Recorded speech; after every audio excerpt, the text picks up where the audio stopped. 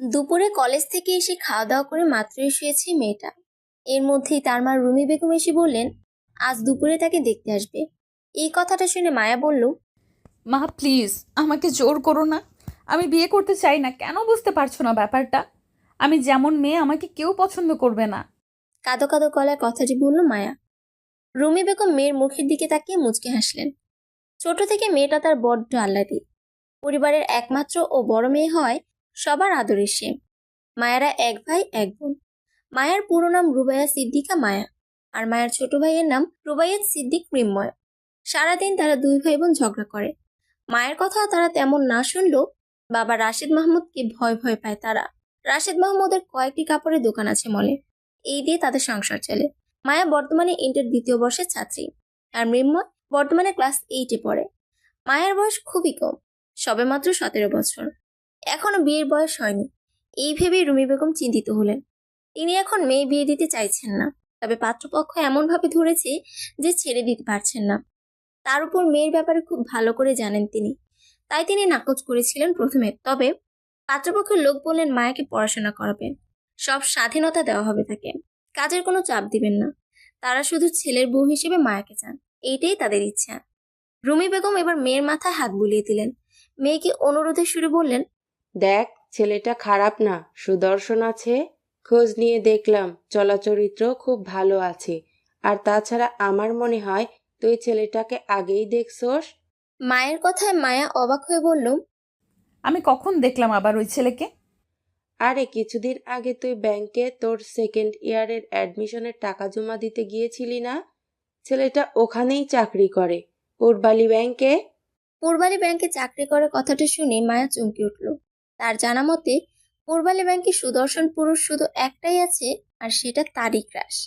মানে মায়া ব্যাংকে টাকা জমা দিতে গিয়ে ওইখানের কর্মকর্তা সুদর্শন একটা ছেলের উপর ক্রাশ খেয়েছিল। কোনোভাবে ছেলেটা নয়তো। মায়া ফটাফট বলল, কোন ছেলে মা? ছবি আছে তার?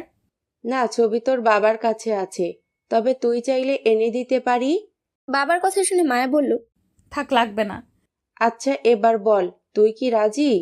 মায়া ঠোঁট ফুলিয়ে বলল, কিন্তু আম্মু, তুমি তো জানোই আমি কতটা অগোছালো মেয়ে। আমার দ্বারা কি বিয়ে করা সম্ভব হবে? আমি তো একটা কাজ করতে গিয়ে অন্যটা করে বসি। আচ্ছা, দেখতে আসলেই কখনো বিয়ে হয়ে যায় না। মিথ্যে কথা বলবে না আম্মু। সত্যি বলছি, তুই তোর লাল শাড়িটা পরে রেডি হয়ে নে। আমি শাড়ি পরতে পারি না। মায়ের কথাটি শেষ হতেই পেছন থেকে কেউ একজন বলে উঠল, সমস্যা নেই, আমি পরিয়ে দিব। কথাটি শুনে মায়া ও রুমি বেগম চমকে পেছনে তাকালেন। মায়া পেছনে তাকিয়ে দেখলো তারই বেস্ট ফ্রেন্ড আদ্রিতা দরজায় দাঁড়িয়ে আছে। এই সময় আদ্রিতাকে দেখে অবাক হলো মায়া। সে অবাক হয়ে বলল, এই সময় তুই এখানে কেন? আদ্রিতা মুচকি হেসে রুমের ভিতর ঢুকতে ঢুকতে বলল, আন্টি ফোন করে জানিয়েছে আজ তোকে দেখতে আসছে, তাই আমি দেরি না করে চলে এলাম তোরে সাজিয়ে দিতে। মায়া বিরক্ত নিয়ে রুমি বেগমের দিকে তাকিয়ে বলল, মা, তোমার খেয়ে দেয়ে কাজ নেই? ওরে আসতে বললো কেন? রুমি বেগম কিছু না বলেই ধীরে ধীরে স্থান ত্যাগ করলো। রুমি বেগম যেতেই আদ্রিতা মায়ের পিঠে ধুম করে কিল বসিয়ে বলল, দোস্ত, আমাদের সবার ক্রাশকে তুই নিয়ে ফেলতেছোস। মানে? মানে বুঝিস না কেন? ওই যে পূর্বালী ব্যাংকের আমাদের সকলের ক্রাশ ছেলেটাকে তুই নিয়ে ফেলতেছোস। তুই শিওর ওই ছেলেটাই? 100% শিওর, কারণ আমি পাম মেরে আঙ্কেল থেকে ছবি দেখে নিয়েছি। মায়া উত্তেজিত হয়ে বলল। সত্যি? হ্যাঁ। মায়া এবার গাল ফুলিয়ে বলল, কিন্তু আমি বিয়ে করব না। কেন করবি না? বিয়ে করলে মেয়েদের স্বাধীনতা চলে যায়, আর হয়তো আমি পড়ালেখা করতেও পারবো না। বিয়ে একটা ফালতু জিনিস। লিসেন মায়া, এভাবে বলবি না। বিয়ে যদি ফালতু জিনিস হতো তাহলে এটা কখনোই ফরজ হতো না। নেক্সট টাইম থেকে এমন কথা বলবি না। আর তাছাড়া বিয়ের পর তোকে পড়াবেন বলেছেন তারা। এবার চুপচাপ শাড়ি পরে নে, না হয় কিন্তু মায়ের খাবি। অবশেষে কি আর করার, মায়া চুপচাপ শাড়ি পরে নিল। আদ্রিতা মায়াকে হালকা করে সাজিয়ে দিল। পাত্রপক্ষ এসে বসে আছে 1 ঘন্টা ধরে, কিন্তু মায়াকে এখনো তাদের সামনে আনতে পারলো না কেউ। আদ্রিতাকে পাঠানো হয়েছে অনেক আগে, কিন্তু সে এখনো মায়াকে নিয়ে আসছে না। অন্যদিকে মায়ের হাত পা কাঁপছে ভয়ে। সে একবার রুম থেকে বের হওয়ার জন্য পা বাড়ালো, তো দ্বিতীয়বার আবার রুমে ঢুকে পড়ে। এই কাজ দেখতে দেখতে আদ্রিতা বিরক্ত হয়ে এক প্রকার জোর করে মায়াকে ড্রয়িং রুমে এনে বসিয়ে দেয়। লাল শাড়ি পরিহিতা মেয়েটাকে দেখিয়ে মুগ্ধ হলো ঈশান, ধ্রুব শিকদার। মুগ্ধ হয়ে চেয়ে রইল কিছুক্ষণ। এরপর একজন মহিলা মায়াকে কিছু প্রশ্ন করলো। মায়া কাপা কাপা গলায় এক এক করে সব প্রশ্নের উত্তর দিল। মায়ের মনে হচ্ছে সে কোনো পরীক্ষা দিতে এসেছে। ভয়ে মায়া নিজের হাত মুষ্টিবদ্ধ করে রেখেছে। এর মধ্যে পাত্রপক্ষ থেকে আসা একজন মহিলা রাশেদ মাহমুদের উদ্দেশ্যে বললেন, মাশাল্লাহ, মেয়ে আমাদের অনেক পছন্দ হয়েছে। আপনাদের অনুমতি থাকলে আমরা এবার মেয়েকে আংটি পরিয়ে দিতে পারি। রাশেদ মাহমুদ সম্মতি দিলেন। বাবাকে সম্মতি দিতে দেখে মায়া চমকে গেল। কি করছে এরা? তাকে না জানিয়ে সব করে ফেলছে তারা। তার সম্মতি প্রয়োজন বলে মনে করছে না। এই পর্যায়ে মায়ের ভীষণ কান্না পেল। ঠিক তখনই একটা মহিলা মায়ের হাতে আংটি পরিয়ে দিবে, তার আগেই পাত্রের মা ইরিনা বেগম বললেন, আমার মনে হয় ছেলে মেয়ে উভয়ই আলাদা কথা বলা উচিত। রাশেদ মাহমুদ প্রথমে নাকচ করলো, পরে সবার রিকোয়েস্টে অনুমতি দিলেন। আদ্রিতা মায়া ও ধ্রুবকে মায়ের রুমে এনে দিয়ে চলে গেল। মায়া মাথা নিচু করে দাঁড়িয়ে আছে, যে কোনো সময় তার চোখ জোড়া দিয়ে জল গড়িয়ে পড়বে। মায়ের মাথা নিচু করে রাখলো। ধ্রুব ঠিকই বুঝলো মায়ের অবস্থা। সে শান্ত স্বরে বলল, কাঁদছেন কেন মায়া? ব্যাস শেষ। এবার মায়া সত্যি সত্যি দু হাতে মুখ ঢেকে কেঁদে উঠল। ধ্রুব উত্তেজিত হয়ে বলল, কাঁদছেন কেন আপনি? বিয়েতে মত নেই? মায়া কাঁপা কাঁপা গলায় বলল, হুম। আচ্ছা, চোখ মুছুন। ধ্রুবর কথায় মায়ের চোখ মুছল। কান্না দরুন মায়ের চোখের কাজল লেপটে গেছে। তা দেখে ধ্রুব বলল, কাজল লেপটে গেছে পরি? পরি ডাকটা শুনে মায়া চমকে তাকালো। সাথে সাথে দেখা মিলল পরিচিত সুন্দর একটি মুখ। বরাবরের মতোই আজও লোকটাকে সুন্দর ও স্নিগ্ধ লাগছে। দ্বিতীয়বারের মতো ক্রাশ খেল মায়া। ধ্রুব এবার বলল, তা আমাকে বিয়ে না করার কারণ কি? আমি খুব অগোছালো, তাই তো বিয়ে করতে চাই না। ঠোঁট ফুলে কথাটা বলল মেয়েটি। তা দেখে ধ্রুব চমৎকার হাসলো। সে হেসে বলল, আমি গুছিয়ে দিব। আগের বারের মতোই মেয়েটা বলে উঠল, আমি কোনো কাজই পারি না। আম্মু একটা কাজ করতে বললে আমি তার উল্টোটা করে বসি। ধ্রুব এগিয়ে গিয়ে মেয়েটির হাত স্পর্শ করে বলল, আমি আছি না, পুরো অগোছালো আপনিটাকে গুছিয়ে দিব। প্রয়োজনে সব কাজ আমি করব। আর কি চাই? ধ্রুবর কথা শুনে মেয়েটা দুই দিকে মাথা নাড়ালো, যার অর্থ না, সে আর কিছু চায় না। ধ্রুব পুনরায় চমৎকার হাসল। ধ্রুব বলল, তাহলে নিচে গিয়ে কি বলবো? মায়া লজ্জায় মুখ নিচু করে বলল, আপনার যা ইচ্ছে। রাজি তো? বিশ্বাস করতে পারবো তো আপনাকে? কথা দিচ্ছি আপনার কোনো অসুবিধা হবে না। এখন কি বলবো তাহলে মিস মায়া? মায়া লজ্জায় পেছনে ঘুরে মৃদু স্বরে বলল, আপনার জন্য যেটা বললে ভালো হবে। তবে চলুন নিচে যাই। অতঃপর মায়া ও ধ্রুব নিচে গেল। তারা নিচে যেতে ধ্রুবর মা মায়ের হাতে আংটি পরিয়ে দিল। ব্যাস, এনগেজমেন্টটা তাদের হয়েই গেল। এরপর কিছুক্ষণ তারা থেকে চলে গেল। তবে যাওয়ার আগে ধ্রুব মায়ের ফোন নাম্বার নিতে ভুলল না। ধ্রুবরা বের হতেই মায়া গিয়ে নিচের রুমের বেলকনিতে দাঁড়ালো। দূর থেকে ধ্রুবদের বাসা যাওয়া দেখলো। তবে ধ্রুব মায়াকে দেখিয়ে নিয়েছে, তাই সে দূর থেকে সবার অগোচরে মায়াকে হাত নাড়িয়ে বাই জানিয়েছে। ধ্রুবর এরূপ পাগলামি দেখে মায়া মুচকে হাসলো। মায়া হাসছিল ঠিক তখনই পিছন থেকে আদ্রিতা এসে বলল, কি রে দোস্ত, রাজি হলি কেমনে? আর তখন ধ্রুব ভাইয়ার সাথে কি বলেছিলি? জানি না আমি কিভাবে রাজি হয়েছি। আমি ওনাকে অনেক কিছু বলতে পারিনি, শুধু বলেছি আমি অনেক অগোছালো টাইপের, তাই বিয়ে করতে চাই না। উনি বললেন উনি নাকি অগোছালো, আমি কি গুছিয়ে নেবেন। আদ্রিতা মুচকি হেসে বলল, তাহলে তো বলে গেলি ভাইয়ার কথাই, তাই না? মায়া মন খারাপ করে বলল, থুর, আমি ভেবেছিলাম অনেক কিছু বলে বিয়ে ভেঙে দেব, কিন্তু ওনার সামনে কিছুই বলতে পারিনি। আদ্রিতা ধুলনায় বসতে বসতে বলল, কি করার, বলতে যখন পারিসনি তখন থাক, বাদ দে। মায়া আদ্রিতার দিকে করুণ চোখে তাকিয়ে বলল, কিন্তু দোস্ত, আমার টেনশন হচ্ছে। কেন? বিয়ের পর কিভাবে কি করব? আমি তো গাধা, আমার দ্বারা তো এসব সম্ভব না। আদ্রিতা গিয়ে মায়ের পাশে দাঁড়ালো। মায়ের কাঁধে হাত রেখে বলল, চিন্তা করিস না, ইনশাল্লাহ সব কিছু ঠিক মতোই হবে। আর ধ্রুব ভাই আছে না? আচ্ছা শোন, রাতে যদি তোর কাছে অপরিচিত নাম্বার থেকে কল আসে তাহলে গালি দিবি না। কেন? কারণ ধ্রুব ভাইয়া আমার থেকে তোর নাম্বার নিয়ে গিয়েছে। মায়া চমকে তাকালো। পরপর অবাক হয়ে বলল, তুই নাম্বার দিয়েছিস? হ্যাঁ। তুই একবার আমার অনুমতি নিলি না আদ্রি? কি করব, ভাইয়া তো তোরই। এখনো হয়নি। আচ্ছা বাদ দে সব, এখন আমার বাসায় যাওয়া লাগবে। এই বলে আদ্রিতা মায়ের কাছ থেকে বিদায় নিয়ে চলে গেল। আর মায়া বসে বসে ভাবতে লাগলো, কি থেকে কি হয়ে গেল। সকাল থেকে দুপুর পর্যন্ত যে মেয়েটা একেবারেই সিঙ্গেল ছিল, সেই মেয়েটি এখন এনগেজ। আসলে মানুষের জীবনটাই এমন, কখন কি ঘটে যায় বলা মুশকিল। মায়া বসে এসব ভাবছে আর ধ্রুবদের দেওয়া আংটিটা দেখছে। এর মধ্যেই রাশেদ মাহমুদ মেয়ের রুমে আসলেন। মায়া বাবাকে দেখে উঠে দাঁড়াতেই রাশেদ মাহমুদ মেয়েকে বললেন, বসো। মায়া বাথরুমের মতো চুপ করে বসে পড়ল। মায়া বসতেই মায়ের পাশে বসলো রাশেদ মাহমুদ। তিনি মেয়ের মুখের দিকে তাকালেন একবার। মেয়ের মুখ মলিন হয়ে আছে। তা দেখে রাশেদ মাহমুদ মৃদু হাসল। তিনি আহ্লাদের স্বরে বললেন, আজকে আমার রাজকন্যার মুখ এত মলিন কেন? মায়া মুখ গুমরা করে বলল, রাজকন্যা ভালো নেই। কি হয়েছে আমার রাজকন্যার? রাজা তার কন্যার জীবন কোরবান করে দিচ্ছেন। মেয়ের মুখে এমন কথা শুনে বুক ধুপ করে উঠল রাশেদ মাহমুদের। তিনি কখনোই মেয়ের খারাপ চায় না। একটা মাত্র মেয়ে তার, তাই তো তিনি সুপাত্রর হাতে তুলে দিতে চাইছে, যে ছেলেটা তার রাজকন্যাকে রানী বানিয়ে রাখবে। কিন্তু তার মেয়ে বুঝে উল্টোটা। রাশেদ মাহমুদ এবার মায়ের হাত ধরে বললেন, বাবা মা কখনোই সন্তানদের খারাপ চায় না আম্মু। দেখো, ধ্রুব তোমাকে একদম রানীর মতো করে রাখবে। মায়া আর কিছু বলতে পারছে না। এতক্ষণ খুব কষ্টে কান্না আটকে রেখেছে সে।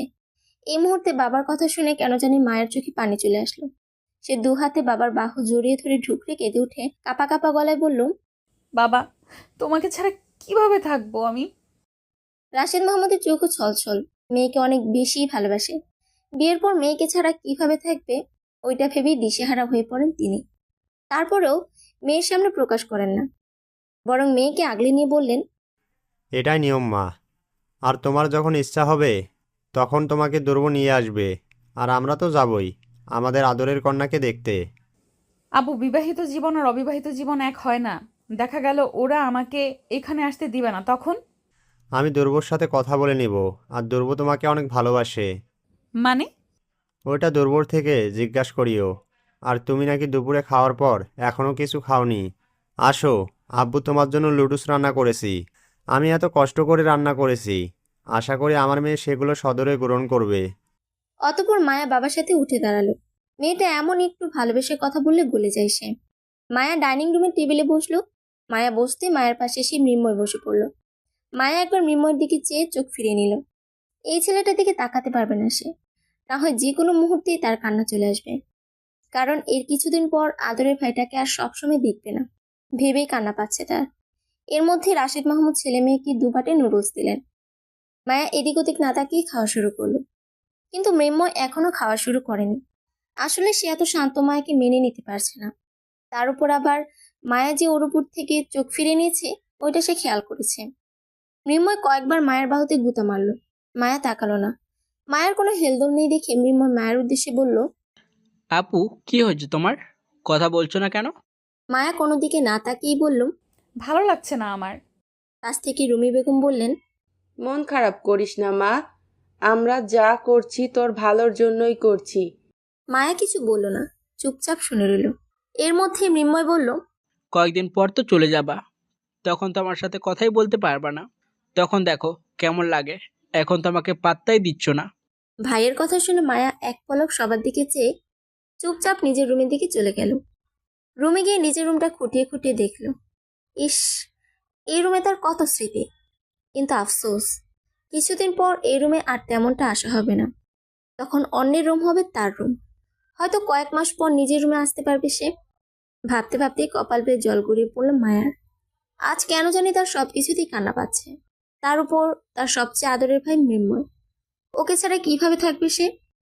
ওর সাথে ঝগড়া না করে তো তার দিন কাটে না। ভালো লাগে না ছেলেটার সাথে মারামারি না করলে। কিন্তু বিয়ের পর ওই বাড়িতে ভাইকে ছাড়া থাকতে হবে ভাবতেই কান্না চলে এলো মায়ার। ঢুকরে কেঁদে উঠল মেয়েটা। কয়েক মিনিট এইভাবে অতিবাহিত হওয়ার পর মায়ের ফোনে কল আসলো। সে কে কল দিয়েছে না দেখেই কান্না মিশ্রিত গলায় বলল, হ্যালো? মায়ের গলা শুনেই অপর পাশের মানুষটা বুঝে গেল যে মেয়েটি কাঁদছে। সে উত্তেজিত হয়ে বলল, আপনি কান্না করছেন কেন পরি? ধ্রুবর কণ্ঠস্বর শুনে মায়া কান্না থামিয়ে অবাক হয়ে বলল, আপনি? আগে বলুন, কাঁদছিলেন কেন? মায়া সবকিছু ভুলে ঠোঁট ফুলিয়ে বলল, আমার কেন জানি কান্না পাচ্ছে। Mood swing? জানি না। ধ্রুব মুচকি এসে বলল, তো বলুন, ম্যাডামের মন ভালো করার জন্য তার হবু হাজবেন্ড কি করতে পারি? জানি না, এই মুহূর্তে আমার কিছু ভালো লাগছে না। বুঝলাম, মুড সুইং অথবা বিয়ের টেনশনে ধরেছে। কোনটা? সত্যি কথা বলি, বলুন। মায়া কাঁদো কাঁদো গলায় বলল। বিয়ের টেনশনে ধরেছে আমাকে। ধ্রুব বুঝলো মেয়েটার অবস্থা। সে শান্ত স্বরে বলল, বিয়ে হতে এখনো দেরি আছে পরি, এত টেনশন করবেন না। আচ্ছা, আপনি আমাকে পরি বলেন কেন? আপনি আমার পরি তাই। ধ্রুবর মুখে আমার পরে কথাটা শুনে লজ্জা পেল মায়া। অপর পাশের লোকটা বুঝে ফেলেছে সেটা। ধ্রুব হেসে বলল, হয়েছে, আর লজ্জা পেতে হবে না। মায়া অবাক হলো। লোকটা কিভাবে জানলো সে লজ্জা পেয়েছে ওইটা? মায়া বলল, আপনি কিভাবে জানেন আমি লজ্জা পেয়েছি? আমার মনে হলো তাই বললাম। অতঃপর তাদের ফোনালাপ চলল আরও কিছুক্ষণ। কেটে গেল আরও কিছুদিন। কয়েকদিন পর মায়াদের এক্সাম। আজ তাকে অ্যাসাইনমেন্ট জমা দিতে হবে। লাস্ট ডেট আজ। এদিকে মায়া অ্যাসাইনমেন্ট সারা রাত বসে বসে করেছে। এতদিন কিভাবে যে সময় চলে গেল, অ্যাসাইনমেন্ট করবে করবে বলে আর করা হলো না তার। মায়া কলেজে যাওয়ার জন্য রেডি হচ্ছে। এর মধ্যেই রুমে আজিতা আসলো। মায়াকে এখনো রেডি হতে দেখে বলল, তুই এখনো রেডি হসনি কেন? দেরি হয়ে যাবে তো। মায়া এক পলক আজিতের দিকে তাকিয়ে বলল, দাঁড়া একটু, আমার শেষ হয়ে যাবে। তাড়াতাড়ি কর। মিনিট 5 পর মায়া ও আদ্রিতা বেরিয়ে গেল কলেজের উদ্দেশ্যে। কলেজে গিয়ে 3টা ক্লাস করার পর আদ্রিতার মাতাকে ফোন করে বাসায় যেতে বলল আর্জেন্ট। অন্যদিকে তাদের ইম্পর্টেন্ট ক্লাস আছে। আদ্রিতা ফোন রেখে মায়াকে বলল, মায়া আমাকে ফোন করেছে আম্মু। কি বলছে? বলছে আমাকে বাসায় যেতে। তো যা। আদ্রিতা চিন্তিত হয়ে বলল, আমাদের ইম্পর্টেন্ট ক্লাস আছে আর তুই একা যেতে পারবি? তুই তো রাস্তা পার হতে পারবি না। আরে চিন্তা করিস না, আমি মানুষের পিছু পিছু চলে যাব। পারবি তো? আরে পারবো, তুই যা। আচ্ছা। বলেই আদ্রিতা বেরিয়ে পড়ল। কলেজ শেষ করে মায়া বের হলো, কিন্তু মেয়েটা কোনো মতে রাস্তা পার হতে পারছে না। এতদিন আদ্রিতা তার হাত ধরে রাস্তা পার করাতো, কিন্তু এখন আদ্রিতা নেই। আশেপাশে অনেকেই রাস্তা পার হচ্ছে, কিন্তু মায়া একবার পা বাড়ায় তো আবার বাড়ায় না। মেয়েটার চোখে মুখে ভয়। দূর থেকে কেউ একজন বিষয়টি খেয়াল করলো। সে গিয়ে মেয়েটির পাশে দাঁড়ালো। হাত বাড়িয়ে মেয়েটার হাত শক্ত করে আঁকড়ে ধরলো। মায়া চমকে তাকালো। এই সময় এখানে ধ্রুবকে দেখে অবাক হয়েছে সে। মায়া হাঁ করে ধ্রুবর দিকে তাকিয়ে থাকলো। ততক্ষণে ছেলেটা রাস্তা পার করে ফেলেছে, সেই দিকে খেয়াল নেই মেয়েটার। রাস্তা পার করে ধ্রুব মেয়েটার দিকে তাকালো। মেয়েটা এখনো তার দিকে হাঁ করে তাকিয়ে আছে। চমৎকার হাসলো ধ্রুব। সে মায়ের দিকে হালকা ঝুঁকে হেসে বলল, আমাকে দেখা শেষ হয়েছে ম্যাডাম? হুঁশ ফিরল মায়া। সে আমতা আমতা করে বলল, এই সময় আপনি এখানে? একটা কাজে এসেছিলাম এই দিকে। এখনো রাস্তা পার হতে পারেন না? মায়া কিছু বলল না, চুপ করে রইল। মায়াকে চুপ করে থাকতে দেখে ধ্রুব বলল, আপনার সাথে কথা বলার ছিল একটু। চলেন সামনে রেস্টুরেন্টে যাই। মায়া তৎক্ষণাৎ বলল, আমি বাসায় যাব। Just 10 minute. এবার আর কিছু বলল না মায়া। রেস্টুরেন্টে গিয়ে একপাশে একটা টেবিলে মুখোমুখি বসলো দুজন। ধ্রুব বলল, কি খাবেন? কি অর্ডার দিব? আপনার যা ইচ্ছে। নিজের পছন্দের কথা বলতে শিখুন ম্যাডাম। মায়া এবার বলল, গরম লাগছে, খুব ঠান্ডা কিছু হলে ভালো হতো। ধ্রুব কিছু একটা ভেবে বলল, এখন তো সিজন খারাপ, ঠান্ডা খেয়ে যদি অসুস্থ হয়ে যান। মায়া ঠোঁট ফুলিয়ে বলল, লাগবে না কিছু, আপনি কি বলবেন বলুন। ধ্রুব হাসলো। মেয়েটা যখন ঠোঁট ফুলিয়ে কথা বলে তখন দেখতে খুব সুন্দর লাগে। মেয়েটা কি তা জানে? হয়তো না। ধ্রুব এবার মায়ার জন্য কোল্ড কফি অর্ডার দিল। আর এখন যেহেতু লাঞ্চ টাইম, তাই লাঞ্চ অর্ডার দিল। মিনিট 5 পর ওয়েটার এসে কোল্ড কফি দিয়ে গেল। ধ্রুব সেটা মায়ের দিকে বাড়িয়ে দিতে মায়া বলল, আপনি কিছু নেবেন না? লাঞ্চের অর্ডার দিয়েছি দুজনের জন্য, ততক্ষণ আপনি এইটা খেয়ে নিন। মায়া আবার খেতে লাগলো। ধ্রুব গালে হাত দিয়ে হাঁ করে দেখতে লাগলো মেয়েটাকে। বিষয়টি যখন মায়া খেয়াল করলো, তখন সে খাওয়া বাদ দিয়ে কোল্ড কফিটা ধ্রুবর দিকে বাড়িয়ে দিয়ে বলল, এইভাবে তাকিয়ে আছেন, মনে হয় আপনার এটা খেতে ইচ্ছে করছে। নিন, আমি বেশি খাইনি, অর্ধেক খেয়েছি। মেয়েটার মুখে এমন কথা শুনে শব্দ করে হেসে ফেলল ধ্রুব। মায়া হাঁ করে তাকিয়ে রইল। হাসলেও কাউকে এত সুন্দর লাগে জানা ছিল না তার। ধ্রুব হাসি থামিয়ে বলল, আমি তো কফির দিকে তাকিয়েছিলাম না, আমি তো আমার পরীর দিকে তাকিয়েছিলাম। মায়া লজ্জা পেল। তারপরেও নিজেকে সামলে বলল, আপনি আর আমাকে পরে ডাকবেন না। কেন? মায়া লজ্জা মিশ্রিত চোখে তাকিয়ে বলল, আমার লজ্জা লাগে, আর ডাকবেন না। আমার পরীকে আমি পরী ডাকবো তাতে আপনার কি ম্যাডাম? আজব, আপনি তো আমাকেই ডাকছেন। তো পরী না ডেকে কি আমার বউ ডাকবো? মায়া পুনরায় লজ্জা পেল। এবার আর কিছু বলল না। দুজন একসাথে লাঞ্চ করলো। ধ্রুব একেবারে মায়াকে মায়ের বাসার সামনে দিয়ে আসলো। মায়া অবশ্য বলেছে ধ্রুবকে বাসায় যেতে, তবে ধ্রুব যায়নি। বাসায় এসে মায়া গোসল করে রুমে শুয়ে পড়ল। রুমি বেগম এসে মেয়েকে খাবারের জন্য ডাকলে সে বলে খেয়ে এসেছে, তাই তিনি আর কিছু বললেন না। রুমি বেগম রুম থেকে চলে যেতে মায়া ভাবনা ঝুলি নিয়ে বসলো। বারবার ভাবতে লাগলো ধ্রুবর হাত ধরার বিষয়টি। কত শক্ত করে হাত আঁকড়ে ধরেছিল ছেলেটা। তার উপর রেস্টুরেন্টে তার দিকে কি সুন্দর মুগ্ধ দৃষ্টিতে তাকিয়েছিল। তাছাড়া ধ্রুবর হাসি মারাত্মক সুন্দর। মায়া এবার সত্যি সত্যি গভীরভাবে ক্রাশ খেল ধ্রুবর প্রতি। ভাবতেই মায়া লজ্জা পেয়ে দুহাতে মুখ ঢেকে ফেলল। ঠিক এই মুহূর্তে মৃন্ময় রুমে আসলো। মৃন্ময় এবার তার হাতে থাকা একটা পলি মায়ের দিকে বাড়িয়ে দিয়ে বলল, এই নাও, এগুলো তোমার জন্য দিয়েছে একজন। মায়া হাত বাড়িয়ে নিল। সে অবাক হয়ে বলল, কে দিয়েছে? তোমার হবু দেবর দিহান। ওকে তুই কই পেলি? আপু, তুমি হয়তো জানো না, ও আমার বেস্ট ফ্রেন্ড। মায়া অবাক হয়ে তাকিয়ে রইল ভাইয়ের দিকে। তা দেখে মৃন্ময় বলল, এভাবে তাকিয়ে দেখো না, তোমার হবু দেবর দিয়েছে তোমার জন্য ফুচকা, খেয়ে নাও। ফুচকা নামটা শুনেই মায়া খুশি হয়ে গেল। এই জিনিসটা খুব পছন্দের তার। মায়া পলিটা নিয়ে কিচেনে চলে গেল। দিহান অনেকগুলো ফুচকা পাঠিয়েছে তার জন্য। মায়া এক এক করে সব ফুচকা রেডি করে নিল। তারপর সে ও মৃন্ময় মিলে খেলো সব। বাসায় তারা দুজন ছাড়া আর কেউ এসব খায় না। খাওয়ার মাঝে মায়া বলল, আচ্ছা, তুই আর দিহান মিলে কি আমাদের বিয়ে ঠিক করেছিস নাকি? না, সব ধ্রুব ভাইয়া করেছে। মানে? আমি কি জানি? আচ্ছা, তুই কি আগে থেকেই জানতি ওনারা আমাকে দেখতে আসবে ওইটা? না, আজকে ওর সাথে কথা বলছিলাম, তখন জানতে পারলাম। আর ও তোমার এঙ্গেজমেন্টের দিন আসেনি বাসায়। আমি ওকে কখনোই দেখিনি, শুধু জানি আমার একটা দেবর আছে। ও আচ্ছা, তবে আসতে বলি ওকে একদিন। বল একদিন শুক্রবার করে আসতে। আচ্ছা, বলবো তাহলে। অতঃপর তারা ভাই বোন দুজন ফুচকা খেয়ে শেষ করলো। এরপর তারা আরো কিছুক্ষণ খুনসুটি করলো। মারামারিও হয়ে গেল কয়েক দফা। রাতে খাওয়া দাওয়া করে কিছু পড়াশোনা করে ফোন হাতে নিল মায়া। দুপুরের কথা মনে পড়লো তখন। সে তখনই কিছুক্ষণ ভেবে ফেসবুকে একটা পোস্ট করলো। পোস্টটা ছিল এমন, পৃথিবীর 50% মেয়ের চলার পথে আঁকড়ে ধরার জন্য একটি বিশ্বস্ত হাত প্রয়োজন। কারণ অনেকেই আছেন রাস্তা পার হতে পারে না বা একা একা রাস্তা পার হতে ভয় পায়।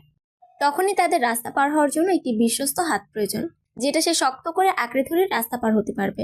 সেই হাতের অধিকারী মানুষকে বিশ্বাস করতে পারবে। পোস্টে করার সাথে সাথে রিয়েক্ট কমেন্ট অনেক হলো। অনেকেই সহমত পোষণ করলো। ধ্রুব তো পোস্টে দেখার সাথে সাথেই মায়াকে ফোন করলো। মায়া ফোন রিসিভ করে সালাম দিল। ধ্রুব সালামের উত্তর দিল এবং বলল, কেমন আছেন? মায়া মৃদু স্বরে বলল, আলহামদুলিল্লাহ, ভালো। আপনি? ভালো আছি। কি করেন? ফোন টিপতেছি। ধ্রুব কিছুক্ষণ চুপ থেকে বলল, পড়ি। পরি শব্দটি শুনে মায়ের অদ্ভুত ভালো লাগা কাজ করলো। চিরকাল আপনি চলার পথে আঁকড়ে ধরার জন্য সেই বিশ্বস্ত হাতের অধিকারী হতে চাই। মায়া কিছু বলল না। হয়তো মেয়েটা লজ্জা পেল। ফোন কেটে দিল তৎক্ষণাৎ। অপর পাশের পুরুষটি তা বুঝল। হেসে ফেলল সেই সুদর্শন পুরুষ। পরের দিন মায়া কলেজ থেকে ফেরার সময় তার প্রয়োজনীয় কিছু বইয়ের জন্য সাহিত্য ভবন দোকানে যাওয়ার সময় দেখলেও কিছুটা দূরে আগুন লেগেছে। মায়া তৎক্ষণাৎ ঘাবড়ে গেল। ঘাবড়ে গিয়ে পাশে থাকা আদ্রিতার হাত আঁকড়ে ধরল। আদ্রিতা বুঝলো মেয়েটা কেন ভয় পেয়েছে। কারণ ওইদিকে ধ্রুব জব করে। দূরে হয় বেশি বোঝা যাচ্ছে না কোথায় আগুন লেগেছে। যদি ধ্রুবর কিছু হয়, কথাটি ভেবে মায়া কাঁপতে লাগলো। আদ্রিতা মায়ের হাত শক্ত করে আঁকড়ে ধরে সামনে গেল। গিয়ে দেখলো ধ্রুব যেখানে জব করে তার পাশে দোকান আছে। ধ্রুব যেখানে জব করে তার পাশে কয়েকটি দোকান পরেই আগুন লেগেছে। দূর থেকে ধ্রুবকেও দেখা যাচ্ছে। আদ্রিতা ধ্রুবকে দেখে বলল, মায়া, টেনশন করিস না, ওই যে দেখ ধ্রুব ভাইয়া। ধ্রুবকে দেখে মায়া স্বস্তির নিঃশ্বাস ছাড়ল। আদ্রিতা বলল, যাবি ভাইয়ের সাথে কথা বলতে? না দোস্ত, আমার লজ্জা লাগছে, চল বাসায় যাই। কিন্তু বাসায় যাওয়ার জন্য কোনো গাড়ি পেল না তারা। অনেক খালি গাড়ি আসছে, তবে আদ্রিতার বাসার ওইদিকে যাবে। মায়াদের বাসা অন্য রাস্তায়, তবে আদ্রিতা ও মায়ের বাসার দূরত্ব খুবই কম, কিন্তু রাস্তা উল্টো। অনেকক্ষণ অপেক্ষা করতে করতে মায়া এক প্রকার বিরক্ত হয়ে আদ্রিতাকে পাঠিয়ে দিল। নিজে গাড়ির জন্য দাঁড়িয়ে রইল। এইভাবে কিছুক্ষণ থাকার পর পিছন থেকে ধ্রুব এসে বলল, মিস, আপনি এখানে কেন দাঁড়িয়ে আছেন? গাড়ি পাচ্ছি না। ধ্রুব এবার আশেপাশে তাকিয়ে দেখলো অনেক অনেক মানুষ একে অপরের সাথে ধাক্কা খাচ্ছে। ইতিমধ্যে মায়াকে একটা ছেলে ধাক্কা দিয়ে গেছে। ধ্রুবর রাগ হলো ভীষণ। সে কিছু একটা ভেবে মায়ের হাত আঁকড়ে ধরে বলল, চলুন আমার সাথে। কোথায় পাবো? আমি যেখানে নিয়ে যাই। ধ্রুব মায়াকে এনে পূর্বালী ব্যাংকের সামনে দাঁড় করালো এবং সে পার্কিং থেকে একটি বাইক নিয়ে আসলো। মায়াকে বলল, বসুন, আমি বাসায় দিয়ে আসছি। মায়াও আর কথা না বাড়িয়ে বসে পড়লো। অনেক দেরি হয়ে গেছে তার। বাইকে বসলো। মায়া ধ্রুবকে ধরেনি দেখে ধ্রুব বলল, ধরে বসুন, না হয় পড়ে যাবেন। মায়া ধীরে ধীরে ধ্রুবর কাঁধ স্পর্শ করলো। ধ্রুব গাড়ি স্টার্ট দিল। সেদিনের মতো ধ্রুব মায়াকে বাসার সামনে নামিয়ে দিয়ে চলে গেল। মায়া যখন বাসায় ঢুকলো, তখন ড্রয়িং রুমে রুমি বেগম চিন্তিত হয়ে বসে আছেন। মায়াকে ঢুকতে দেখে তিনি খুশি হয়ে বললেন, কোথায় ছিলে এতক্ষণ? এত দেরি হলো যে? আম্মু গাড়ি পেতে দেরি হয়েছে তাই। আচ্ছা যা, ফ্রেশ হয়ে নে। অতঃপর মায়া ফ্রেশ হয়ে এসে খাওয়া দাওয়া করে কিছুক্ষণ বিশ্রাম নিয়ে পড়তে বসলো। বিকালে আবার কোচিং আছে তার। কিছুক্ষণ পরে আবার কোচিংয়ে চলে গেল। আজ শুক্রবার। মায়া আজ ঘুম থেকে উঠলো দেরিতে। ঘুম থেকে উঠে সে সর্বপ্রথম ফোন চেক করলো। ঘুম থেকে উঠে হোয়াটসঅ্যাপে ঢুকে দেখলো ধ্রুবর মেসেজ, যেখানে সে লিখেছে, আজকে আপনাদের বাসায় যাব বিয়ের ডেট ঠিক করতে। আমার জন্য হলেও সুন্দর করে সাজবেন। যদিও আমার পরি অলওয়েজ সুন্দর। মেসেজটা মায়া মুচকি হাসলো। সেই সাথে খারাপ লাগলো, বিয়ের ডেট ঠিক করবে আর বেশি দিন থাকবে না এই বাসায় ভেবেই কষ্ট লাগলো। তবে কি আর করার, সব মেয়েরই চলে যেতে হয় এমন। মায়া ঘুম থেকে উঠে ফ্রেশ হয়ে নাস্তা করে নিল। রুমি বেগমকে দেখা গেল কিচেনে কাজ করতে। বিভিন্ন পদে রান্না করেছেন তিনি। মায়া গিয়ে আর জিজ্ঞেস করলো না আর। নাস্তা করে সে কালো রঙের একটা থ্রি পিস পরে নিল। হালকা সাজলো মেয়েটা। এর মধ্যেই গাড়ির হর্ন বেজে উঠলো। মেয়েটা বুঝে ফেললো ধ্রুবরা চলে এসেছে। মায়া রুমে বসে রইল। প্রায় 1 ঘন্টা মায়া রুমে বসে রইল। ততক্ষণে হয়তো ধ্রুবরা নাস্তা করে নিয়েছে। আর মায়াদের বাসায় কিছু হবে, আদ্রিতা থাকবে না এমন তো হয় না। ইতিমধ্যে আদ্রিতা চলে এসেছে। এসে মায়াকে সুন্দর করে সাজে থাকতে দেখে মুচকি এসে মায়াকে খোঁচা দিয়ে বলল, কি গো মহারানী, মহারাজার জন্য তো সেজেগুজে বসে আছেন দেখছি। কাহিনী কি? আদ্রিতার কথায় মায়া লজ্জা পেল ভীষণ। সে মুখে কিছু বলতে পারলো না লজ্জায়। আদ্রিতা কিছুক্ষণ মায়াকে নিয়ে নিচে গেল। মায়া সবাইকে সালাম দিল। ইরিনা বেগম মায়াকে টেনে নিজের পাশে বসালেন। মায়া ঠিক মুখোমুখি ধ্রুব বসে আছে। মায়াকে দেখে ধ্রুব আবারও ক্রাশ খেল। অতঃপর বড়রা আলাপ আলোচনার মধ্যে সিদ্ধান্ত নিল আগামী শুক্রবার ছেলেমেয়ের বিয়ে দিয়ে দিবেন। মায়ের বুক ধকধক করছে, কান্না পাচ্ছে তার খুব। ইরিনা বেগম এই মুহূর্তে বললেন, আগামীকাল ধ্রুব এসে তোমাকে নিয়ে যাবে বিয়ের শপিং করতে। তোমাদের পছন্দ মতো সব নিও। আমরা বড়রা এসবে মাথা ঘামাতে চাই না। মায়া কিছু বলল না। অতঃপর ইরিনা বেগমরা চলে যাওয়ার প্রস্তুতি নিলে আদ্রিতা বলে ওঠে, ভাইয়া মনে হয় মায়ের সাথে কথা বলতে চাই। ধ্রুব আদ্রিতার কথা শুনে চোখ তুলে তাকাতেই আদ্রিতা চোখ টিপ মারল। এদিকে বেশ বিব্রতকর পরিস্থিতিতে পড়েছে ধ্রুব। বড়দের মাঝে কিছু বলতেও পারছে না। রুমি বেগম মায়াকে বললেন, মায়া, ধ্রুবকে নিয়ে ছাদে যাও, কথা বলে এসো। মায়া মাথা নাড়িয়ে সম্মতি দিল। তারা দুজন ছাদে আসতেই মায়া বলল, কি বলতে চান বলুন। আমি তখন কিছুই বলিনি।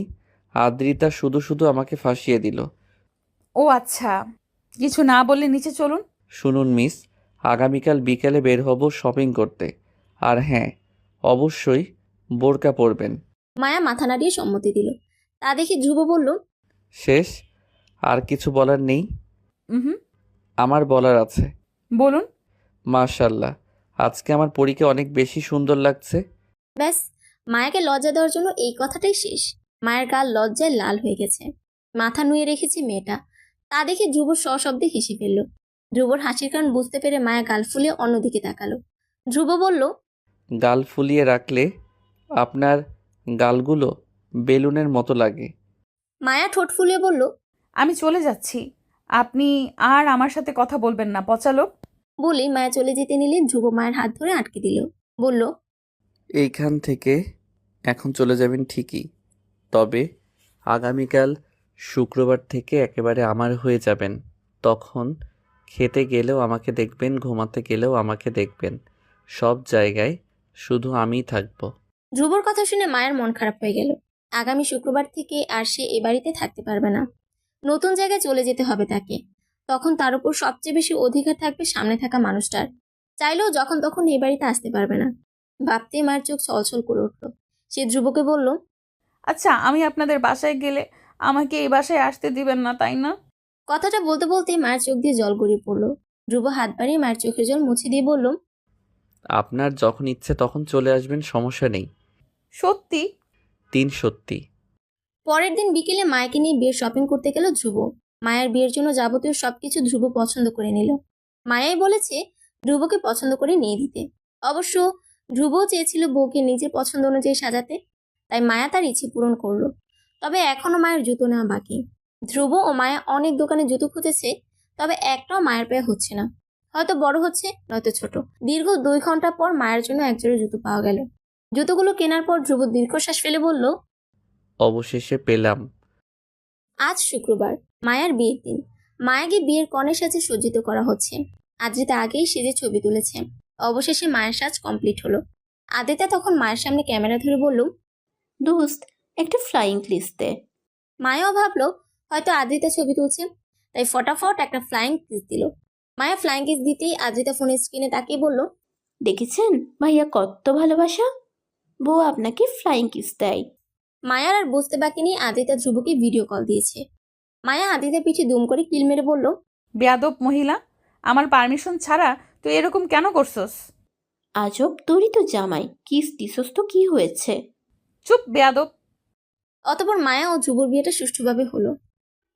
বাসর ঘরে এক হাত লম্বা ঘোমটা দিয়ে বসে ফুফিয়ে ফুফিয়ে কাঁদছে মায়া। বাসার জন্য খারাপ লাগছে তার। রুমের বাইরে থেকে অনেকের কণ্ঠ শোনা যাচ্ছে, সেদিকে খেয়াল নেই মায়ার। তার খালি নিজের বাসার কথা মনে পড়ছে। সবচেয়ে বেশি মনে পড়ছে মৃন্ময়ের কথা। ছেলেটা কিভাবে কান্না করেছিল তার জন্য, ভাবতেই কান্না পাচ্ছে তার। এর মধ্যে ধ্রুব রুমে প্রবেশ করলো। মায়ার পাশে বসে মায়ের ঘুমটা তুলল। মেয়েটার মুখের অবস্থা দেখে বুঝতে পারলো মেয়েটা কেঁদেছে। ধ্রুব মায়ের চোখ মুছিয়ে দিতে দিতে বলল, কাঁদছো কেন তুমি? আগামীকাল পরশু তো যেতে পারবে, তাই না? ধ্রুবর মুখে তুমি শব্দটা শুনে থম মেরে বসে রইল মায়া। ততক্ষণে ধ্রুব মায়ের হাতে একজোড়া স্বর্ণের চুড়ি পরিয়ে দিয়েছে। ধ্রুব বলল, শোনো, এখন থেকে আমাদের নতুন জীবন শুরু হলো। আর এই বাসায় আশা করি তোমার কোনো সমস্যা হবে না। আর যখন যেটার প্রয়োজন হয় আমাকে বলবা। হুম, তবে সমস্যা ওইটা না। কি? সমস্যা হচ্ছে আমি বড্ড অগোছালো। তুমি শুধু অগোছালো না, বড্ড আহ্লাদিও বটে। হুম, থাক, কোনো ব্যাপার না, আমি সবটা সামলে নিব। অগোছালো আমিকে সত্যি গুছিয়ে নিতে পারবেন মিস্টার ঈশান ধ্রুব শিকদার? উত্তরে ধ্রুব মুচকি হেসে বলল, দায়িত্ব যখন কাঁধে নিয়েই ফেলেছি তাহলে অবশ্যই অগোছালো আপনিকে গুছিয়ে নিতে পারবো, মিসেস রুবাইয়া সিদ্দিকা মায়া। ধ্রুবর কথায় মায়া লজ্জা মিশ্রিত হাসি দিল। সে মাথা নিচু করে বলল, যাক, অবশেষে আজ থেকে আপনার নতুন দায়িত্ব কাঁধে পড়ল। ধ্রুব মুচকি হেসে এগিয়ে এলো। মায়ের দুহাত নিজের হাতের মুঠোয় নিয়ে পুনরায় প্রাপ্তির হাসি হেসে বলল, যাক, অবশেষে আমার পরীকে নিজের করে পেলাম, আলহামদুলিল্লাহ। মায়া লজ্জায় লাল হয়ে মাথা নিচু করে ফেলল। এই মুহূর্তে সে চরম লজ্জায় পড়েছে। মায়ার লজ্জা ও আনন্দের অনুভূতি একসাথে মিলেমিশে গেছে। ধ্রুবের কথায় তার হৃদয়ে এক নতুন উষ্ণতা ছড়িয়ে পড়েছে। ধ্রুব কণ্ঠে নিশ্চিততা নিয়ে বলল, আপনার কাছে আসা মানেই নতুন এক অধ্যায়ের শুরু। মায়া সাহস করে মাথা উঁচু করলো। ধ্রুব মায়ের দিকে তাকিয়ে বলল, তাহলে প্রস্তুত থাকুন, আমি আপনার দায়িত্বে কোনো রকম কমতি রাখবো না। আমি জানি আমাদের এই নতুন পথ চলা একসাথে অনেক সুন্দর হবে। মায়া মুচকি হাসলো। ধ্রুব সেই হাসি দেখে বরাবরের মতোই মুগ্ধ হলো। ধ্রুব বলল, বাসার জন্য বেশি মন খারাপ? মায়া মন খারাপ করে বলল, মৃন্ময়ের কথা মনে পড়ছে বারবার। ওর কি ফোন আছে? না, ওকে গেমস খেলার জন্য মামা একটা ট্যাব দিয়েছিল, এমনিতেই ওকে ফোন দেওয়া হয়নি। সিম আছে ওইটাতে? আছে। নাম্বার মনে আছে? আছে। ধ্রুব নিজের ফোন মায়ের হাতে দিয়ে বলল, নাও, ফোন করে কথা বলো। ছাদে বসে আছে 15 বছরের কিশোর। ক্ষণে ক্ষণে একজনের কথা মনে পড়ছে তার। আজ তার কলিজার টুকরাকে সারা জীবনের জন্য অন্য বাসায় পাঠিয়ে দেওয়া হয়েছে। খারাপ লাগছে তার। চোখ দিয়ে নোনাজল গড়িয়ে পড়ছে মৃন্ময়ের। তার বোনের সাথে কত স্মৃতি, কত ঝগড়া করতো তারা। আজ থেকে তার কলিজার টুকরার অন্য ঠিকানা হয়ে গেল। বাসায় এসে বোনের সাথে গল্প করা হবে না। আরো কত কি। মৃন্ময় হাতে ট্যাপ নিয়ে বসে আছে। বোনের ফোন আসবে সে জানে। রাত তখন প্রায় 2টা। এর মধ্যে মৃন্ময়কে কেউ ফোন করলো। মৃন্ময় বুঝে গেল কে ফোন করেছে। সে সাথে সাথেই ফোন রিসিভ করে বলল, আপু, অপর পাশ থেকে মায়া বলল, কিরে, এত রাত হয়েছে, ঘুমাসছি কেন? ভালো লাগছে না আপু? মায়া ভাইয়ের অবস্থা বুঝলো। তারও খুব খারাপ লাগছে এখন। খাওয়া দাওয়া করেছিস? আব্বু আব্বু কেমন আছে? সবাই ভালো আছে, তুমি চিন্তা করো না। তুই ভালো আছিস তো? আছি। বলেই মৃন্ময় কল কেটে দিল। কান্না পাচ্ছে তার এখন। একটা মাত্র বোন তার, সেও আবার এখন শ্বশুরবাড়িতে চলে গেছে। আচ্ছা, মেয়েদের জীবনটা এমন কেন? জন্ম নেয় এক বাসায়, কিছু বছর সেই বাসায় থেকে সবাইকে মায়া লাগিয়ে চলে যায়, এমনটা কেন? এর কোনো উত্তর খুঁজে পেল না মৃন্ময়। অন্যদিকে মৃন্ময় কল কেটে দেওয়ায় মন খারাপ করলো মায়া। সে গাল ফুলে থমেরে বসে রইল। মেয়েটার মন খারাপ দেখে ধ্রুব বলল, ছাদে যাবা পরি? মায়া চমকে গিয়ে বলল, এত রাতে ছাদে? হুম। মায়া আবার ভয়ত কণ্ঠে বলল, ভুটটুট আসলি তখন? ধ্রুব হেসে বলল, এই ভূত বলতে কিছুই হয় না, আর আমি আছিই তো। অতঃপর তারা দুজন ছাদে গেল। ছাদে বিভিন্ন ধরনের গাছ আছে ফুলের। চাঁদের আলোয় সেগুলো স্পষ্ট বোঝা যাচ্ছে। মায়া মুগ্ধ হয়ে ফুলগুলো দেখছে আর ধ্রুব মুগ্ধ হয়ে মায়াকে দেখছে। মায়া ধ্রুবর দিকে এক পলক তাকিয়ে বলল, ফুলগুলো কি সুন্দর দেখুন। ধ্রুব ওভাবেই মায়ের দিকে তাকিয়ে বলল, খুব সুন্দর। মায়া আবার ধ্রুবর মুখোমুখি দাঁড়িয়ে বলল, এখন তো আমি আপনার বউ হয়ে গিয়েছি, এখনও পটানোর চেষ্টা করবেন আমাকে? পটানোর চেষ্টা করছি না, তুমি অনেক সুন্দর। আমার কিউট গুলুমুলু পরি, আমার লাল টুকটুকে বউ। আর আমার লাল টুকটুকে বউকে চাঁদের আলোয় আরো সুন্দর লাগছে। আমার তো এখন চাঁদের প্রতি রাগ হচ্ছে যে চাঁদের আলো এসে আমার বউকে স্পর্শ করছে। স্পর্শ কখন করলো? তুমি বুঝবে না। বলেই ধ্রুব দোলনায় গিয়ে বসলো। হাতের ইশারায় মায়াকে পাশে বসতে বলল। মায়া পাশে বসলো। তবে মায়ের মনে একটা প্রশ্ন ঘুরপাক খাচ্ছে। সেটা হলো, ওই দিন মৃন্ময় তাকে বলেছে যে তাদের বিয়ে নিয়ে যা করেছে সব ধ্রুব করেছে। আচ্ছা, কি করেছে সে কি একবার ধ্রুব থেকে জিজ্ঞেস করবে? ভাবতে ভাবতে এক প্রকার বলে বসলো। আচ্ছা, আমাদের বিয়ের সব কিছু নাকি আপনি করেছেন শুনেছিলাম। আর সেদিন আপনার আম্মু থেকে শুনেছিলাম আপনি নাকি আগে থেকেই আমাকে পছন্দ করেন। কিন্তু কিভাবে আপনি আমাকে আগে দেখেছেন? ধ্রুব মুচকি এসে বলল, আমি একবার তোমাদের কলেজে গিয়েছিলাম একটা কাজে। সেদিন তোমাদের কলেজে কিসের যেন অনুষ্ঠান হচ্ছিল, ঠিক মনে নেই আমার। কিন্তু সেদিন যখন আমি তোমাদের কলেজে ঢুকলাম, তখন একটা লাল শাড়ি পরিহিতা মেয়েকে দেখে থমকে গেলাম। মেয়ে বললে ভুল হবে, সে একটা পরী ছিল।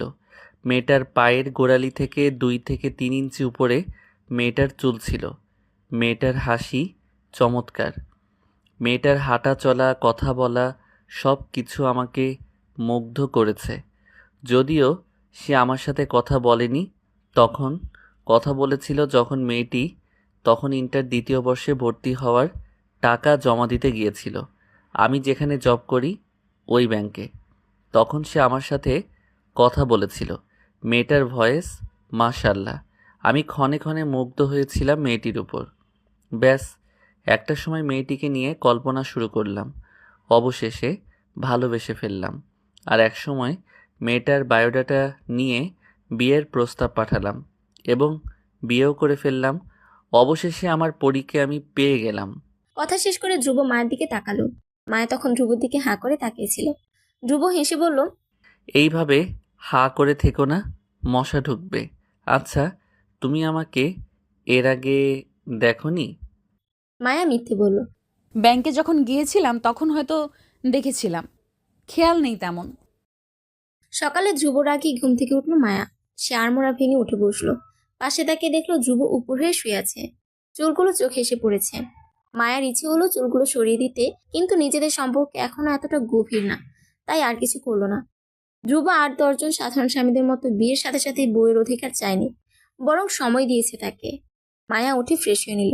ফ্রেশ হয়ে এসে ভাবলো ধ্রুবকে ডাকা উচিত, তাই সে ধ্রুবর পাশে বসে ডাকা শুরু করলো। এই যে মিস্টার, উঠুন।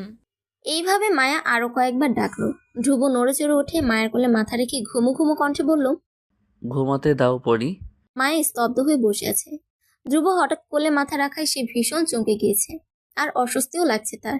এর মধ্যে ধ্রুব উঠে ওয়াশরুমে যেতে যেতে বলল, আপনাকে সময় দিয়েছি মানে এই না যে আমি আমার বউয়ের কাছে একদম ঘেঁষব না। যদি এটা মনে করে থাকেন তাহলে ভুলে যান। মায়া ধ্রুবর কথা শুনে অবাক হয়ে থম মেরে বসে রইল। অতপর ভাবলো চুল আশ্রয় নেবে। ঘুম থেকে ওঠার ফলে চুল এলোমেলো হয়ে আছে। মায়া উঠে ড্রেসিং টেবিলের সামনে থেকে চিরুনি নিয়ে চুল আশ্রানো শুরু করলো, কিন্তু বারবার চুলে জট পেকে যাচ্ছে। এইটা নতুন কিছু নয় তার জন্য।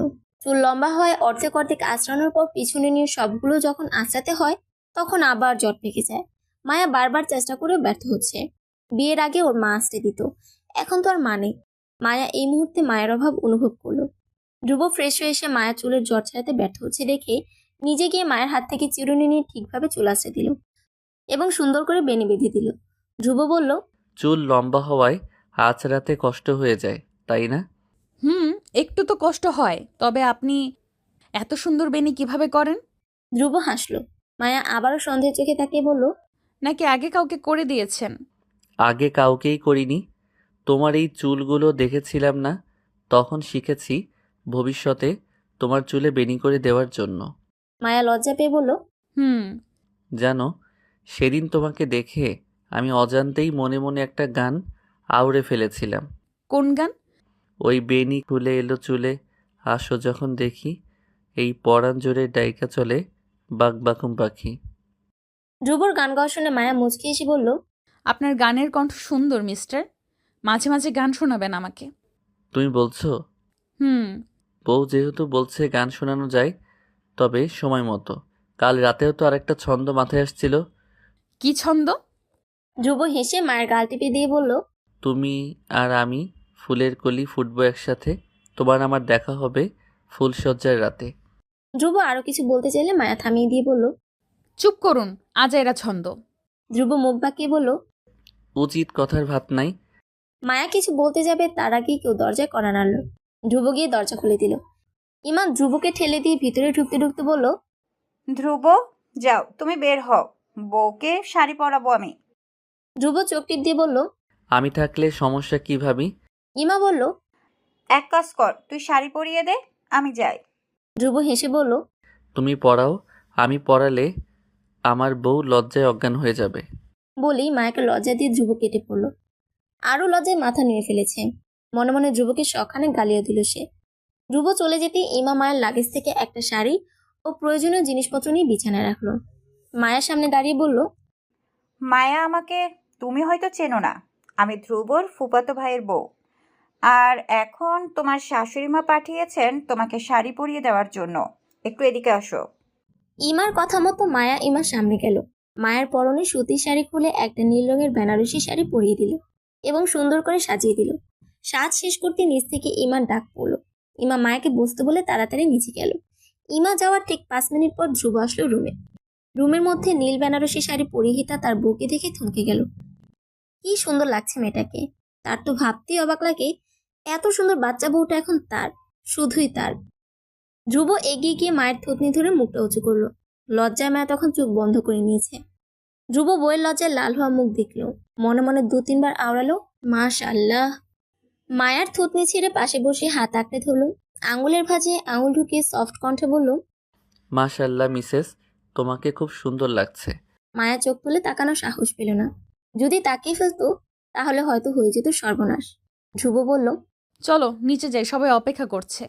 অতঃপর মায়াকে নিয়ে ধ্রুব নিচে আসলো। সকালে ব্রেকফাস্ট সেরে ধ্রুব ভাবলো একটু বাজারের দিকে যাবে। সে ইরিনা বেগমের উদ্দেশ্যে বলল, মা, আমি একটু বাজারের দিকে যাচ্ছি, কিছু লাগলে বলো। ইরিনা বেগম কিচেন থেকে আঁচলে হাত মুছতে মুছতে এসে বলল, এত সকালে বাজারে গিয়ে কি করবি? হ্যাঁ তো সকাল কই, 9টা বাজে এখন, আর একটা কাজ আছে। আচ্ছা আচ্ছা, আমার কিছু লাগবে না, তবে বৌমার কিছু লাগবে কি না জিজ্ঞেস কর। ধ্রুব মায়ের দিকে তাকিয়ে বলল। তোমার কিছু লাগবে? মায়া দুদিকে মাথা না বলল। ধ্রুব বের হতে যাবে তার আগেই দিহান কোথা থেকে এসে বলল, ভাইয়া, আমি স্কুলে যাব, আমাকে দিয়ে আসবে? যা, তাড়াতাড়ি রেডি হয়ে আয়। দিহান তড়িঘড়ি করে গিয়ে রেডি হয়ে আসলো। ধ্রুব বের হতে নেবে, মায়া তখন সোফায় বসা। ইরিনা বেগম মায়াকে এসে বললেন, বৌমা, যাও ধ্রুবকে সদর দরজা পর্যন্ত এগিয়ে দিয়ে আসো। ইরিনা বেগমের কথায় মায়া একটু ইতস্তত বোধ করলো। তবে ইমা মায়ের কাঁধে হাত রেখে বলল, যাও, বেশি না, সদর দরজা পর্যন্ত গেলেই হবে। মায়া ধীরে সুস্থে উঠে দাঁড়ালো। সদর দরজা পর্যন্ত যেতে যেতে দিহান বলল, জানো, ভাইয়ার বাইকে কেউ চড়তে পারে না। কেন? ভাইয়া কাউকে চড়তেই দেয় না। আজব। ভাইয়ার বাইকে শুধু আমি, আব্বু আম্মু ছাড়া আর কেউ চড়েনি, কোনো মেয়েই না। ফার্স্ট তুমি চড়েছ শপিং করতে যাওয়ার সময়। ও আচ্ছা। ধ্রুব এতক্ষণ তাদের দুজনের কথা শুনছিল। হঠাৎ ধ্রুব পিছু ফিরে বলল, কিন্তু ভবিষ্যতে আরেকটা বা আরও মেয়ে চড়তে পারে। মায়া ও দিহান চোখ ছোট ছোট করে তাকিয়ে একসাথেই বলে ফেলল, কোন মেয়ে? ধ্রুব দিহানের সামনে কিছু বলল না। দিহানের হাতে চাবি দিয়ে বলল, যা, গাড়ি বের কর। দিহান গাড়ি বের করতে চলে গেল। ধ্রুব মায়াকে ফিসফিসিয়ে বলল, আমার মেয়ে। মায়া লজ্জায় মাথা নিচু করে ফেলল। অতঃপর ধ্রুবরা চলে গেল। মায়াকে এনে পুনরায় সোফায় বসিয়ে দেওয়া হলো। এক এক করে সব প্রতিবেশী এসে দেখলো বউ। অন্য সময় দেখা যায় বউ দেখতে গেলে অনেকেই অনেক কথা বলে, কিন্তু মায়াকে কেউ কিছু বলতে পারলো না। কারণ সবাই যখন মায়াকে দেখতে লাগলো তখন ইরিনা বেগম এসে সবার উদ্দেশ্যে বললেন, আপনারা বউ দেখতে এসেছেন, দেখবেন, দয়া করে আমার বাড়ির বউকে নিয়ে কেউ কিছু বলবেন না। ব্যাস, কেউ আর কিছু বলতে পারলো না। সবাই বউ দেখে খাওয়া দাওয়া করে যার যার মতো চলে যেতে লাগলো। দুপুরের খাবার খাওয়ার আগেই হাতে কিছু শপিং ব্যাগ নিয়ে বাসায় আসলো। একটা ব্যাগ মায়ের হাতে ধরিয়ে দিয়ে বাকি কয়েকটা ব্যাগ নিয়ে রুমে গেল। মায়া সোফায় বসে আছে। অনেকেই অনেক প্রশ্ন করছে। মায়ার বিরক্ত লাগছে, তারপরও হাসি মুখে সবার প্রশ্নের জবাব দিচ্ছে। ইমা ব্যাপারটা বুঝতে পারলো, কারণ সময়টা সে পার করে এসেছে। ইমা মায়ের উদ্দেশ্যে বলল, ধ্রুব ভাইয়া এসেছে, তোমার রুমে যাওয়া উচিত। চলো তোমাকে রুমে দিয়ে আসি, তোমার গোসলও করতে হবে। ইমার কথা শুনে মায়া খুশি হয়ে গেল, মনে মনে ধন্যবাদ জানালো তাকে। অতঃপর ইমা মায়াকে রুম পর্যন্ত এগিয়ে দিল। ধ্রুব তখন কাপড় নিয়ে ওয়াশরুমে যাচ্ছে। মায়াকে দেখে সে থেমে গেল, বলল, তুমি কি আগে যাবা গোসল করতে? না, আপনি যান, আমি পরে করব। ধ্রুব শপিং ব্যাগগুলো মায়ের হাতে ধরিয়ে দিয়ে বলল, পরশু তুমি বাসায় যাবা, এরপর এসে এই ড্রেস পরবা। শাড়ি সামলাতে কষ্ট হচ্ছে তোমার, বুঝতে পারছি। বলেই ধ্রুব ওয়াশরুমে চলে গেল। মায়া কাপড়গুলো দেখলো। কয়েকটি গোল জামা ও থ্রি পিস এনেছে সে, সবগুলোই খুব সুন্দর। আর মায়ের শাড়ি সামলাতে কষ্ট হচ্ছে। ধ্রুব ওয়াশরুম থেকে বের হয়ে গোসল করার পর মায়া গিয়ে গোসল করে নিল। খাওয়া দাওয়া করে রুমে আসলো মায়া ও ধ্রুব। মায়ার মাথায় হাত দিয়ে বারবার চুল টানছে, মাথা ব্যথা করছে তার। ধ্রুব বিষয়টা বুঝলো, বলল, তোমার মাথা ব্যথা করছে পরি? ধ্রুব উঠে মায়ের পাশে বসে বাঁধা চুল খুলে দিল। তারপর তেল দিয়ে মাথাটা ভালোভাবে আঁচড়ে দিল, চুল টেনে দিল ধীরে ধীরে। কিছুক্ষণ পর ধ্রুব বলল, এখন কেমন লাগছে? ঘুমো ঘুমো কণ্ঠে মায়া বলল, মাথা ব্যথা চলে গেছে, তবে ঘুম পাচ্ছে। ঘুমাও। না ঘুমালে আর উঠতে পারবো না। সমস্যা নেই, আমি ডেকে দিব। সত্যি দিবেন তো? তুমি ঘুমাও। মায়া কাপড় চোপড় ঠিক করে শুয়ে পড়ল। ধ্রুব মাথায় হাত বুলিয়ে দিতে লাগলো। মুহূর্তের মধ্যেই ঘুমের দেশে তলিয়ে গেল মেয়েটা।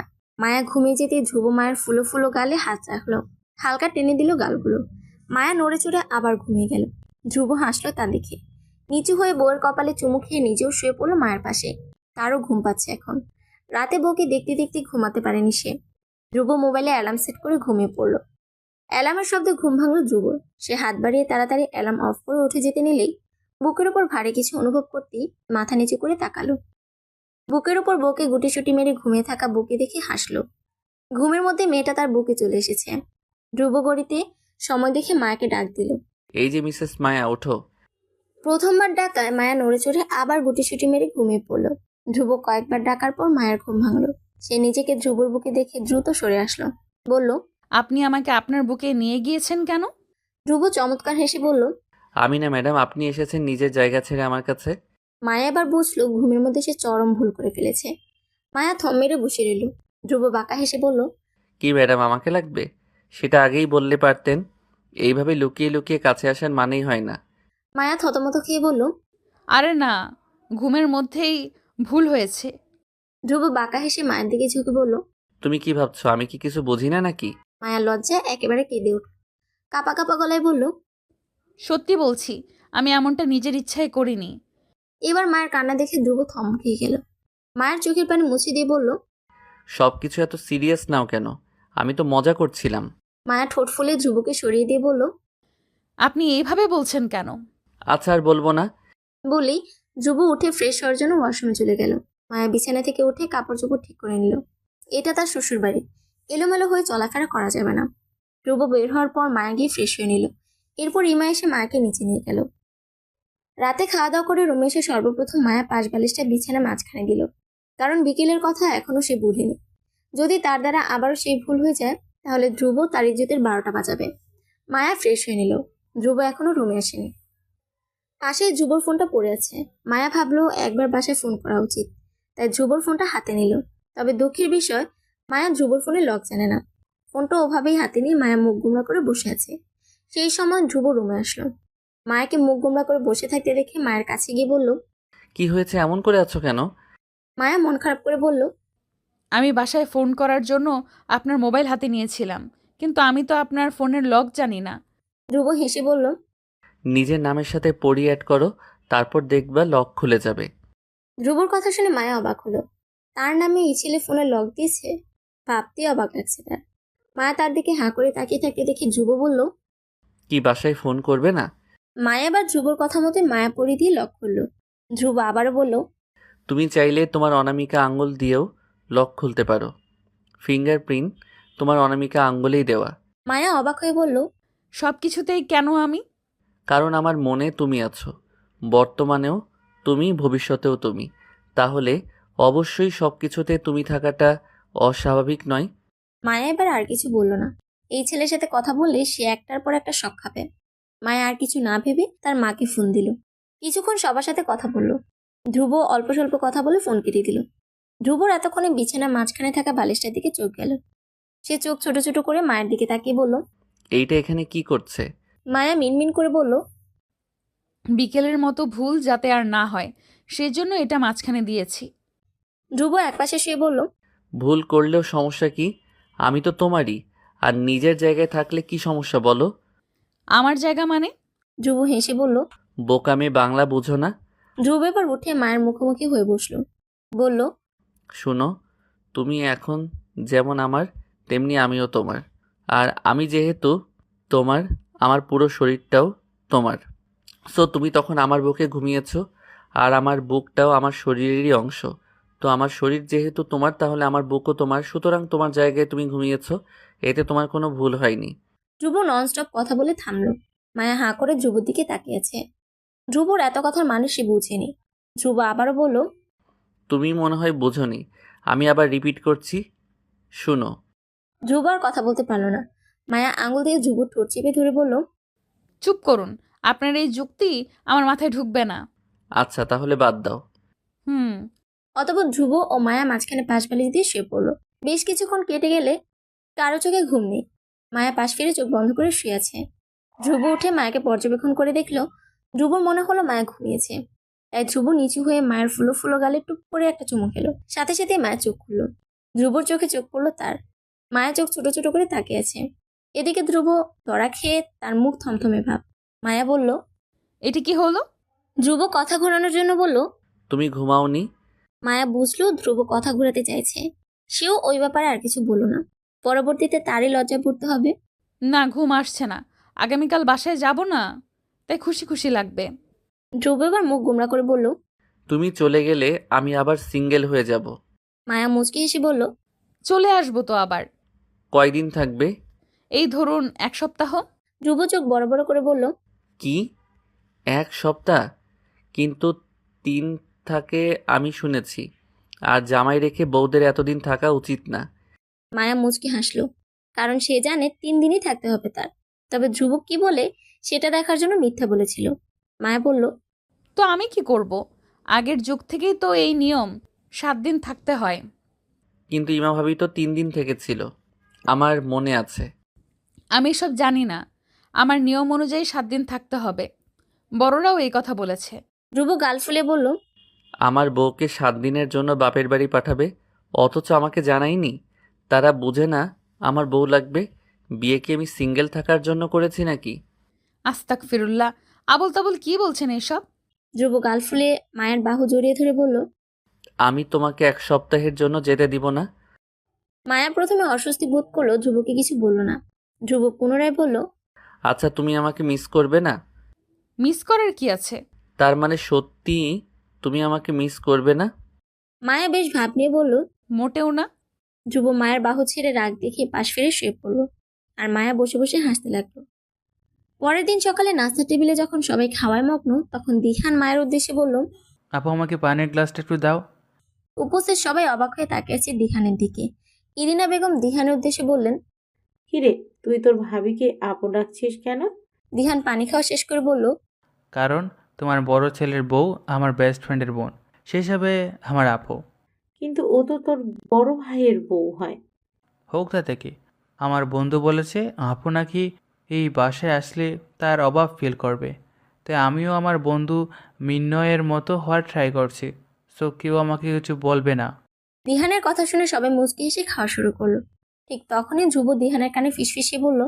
তাহলে তো আমার ছেলে মেয়ে তোকে চাচ্চু না ডেকে মামা ডাকবে। সমস্যা নেই।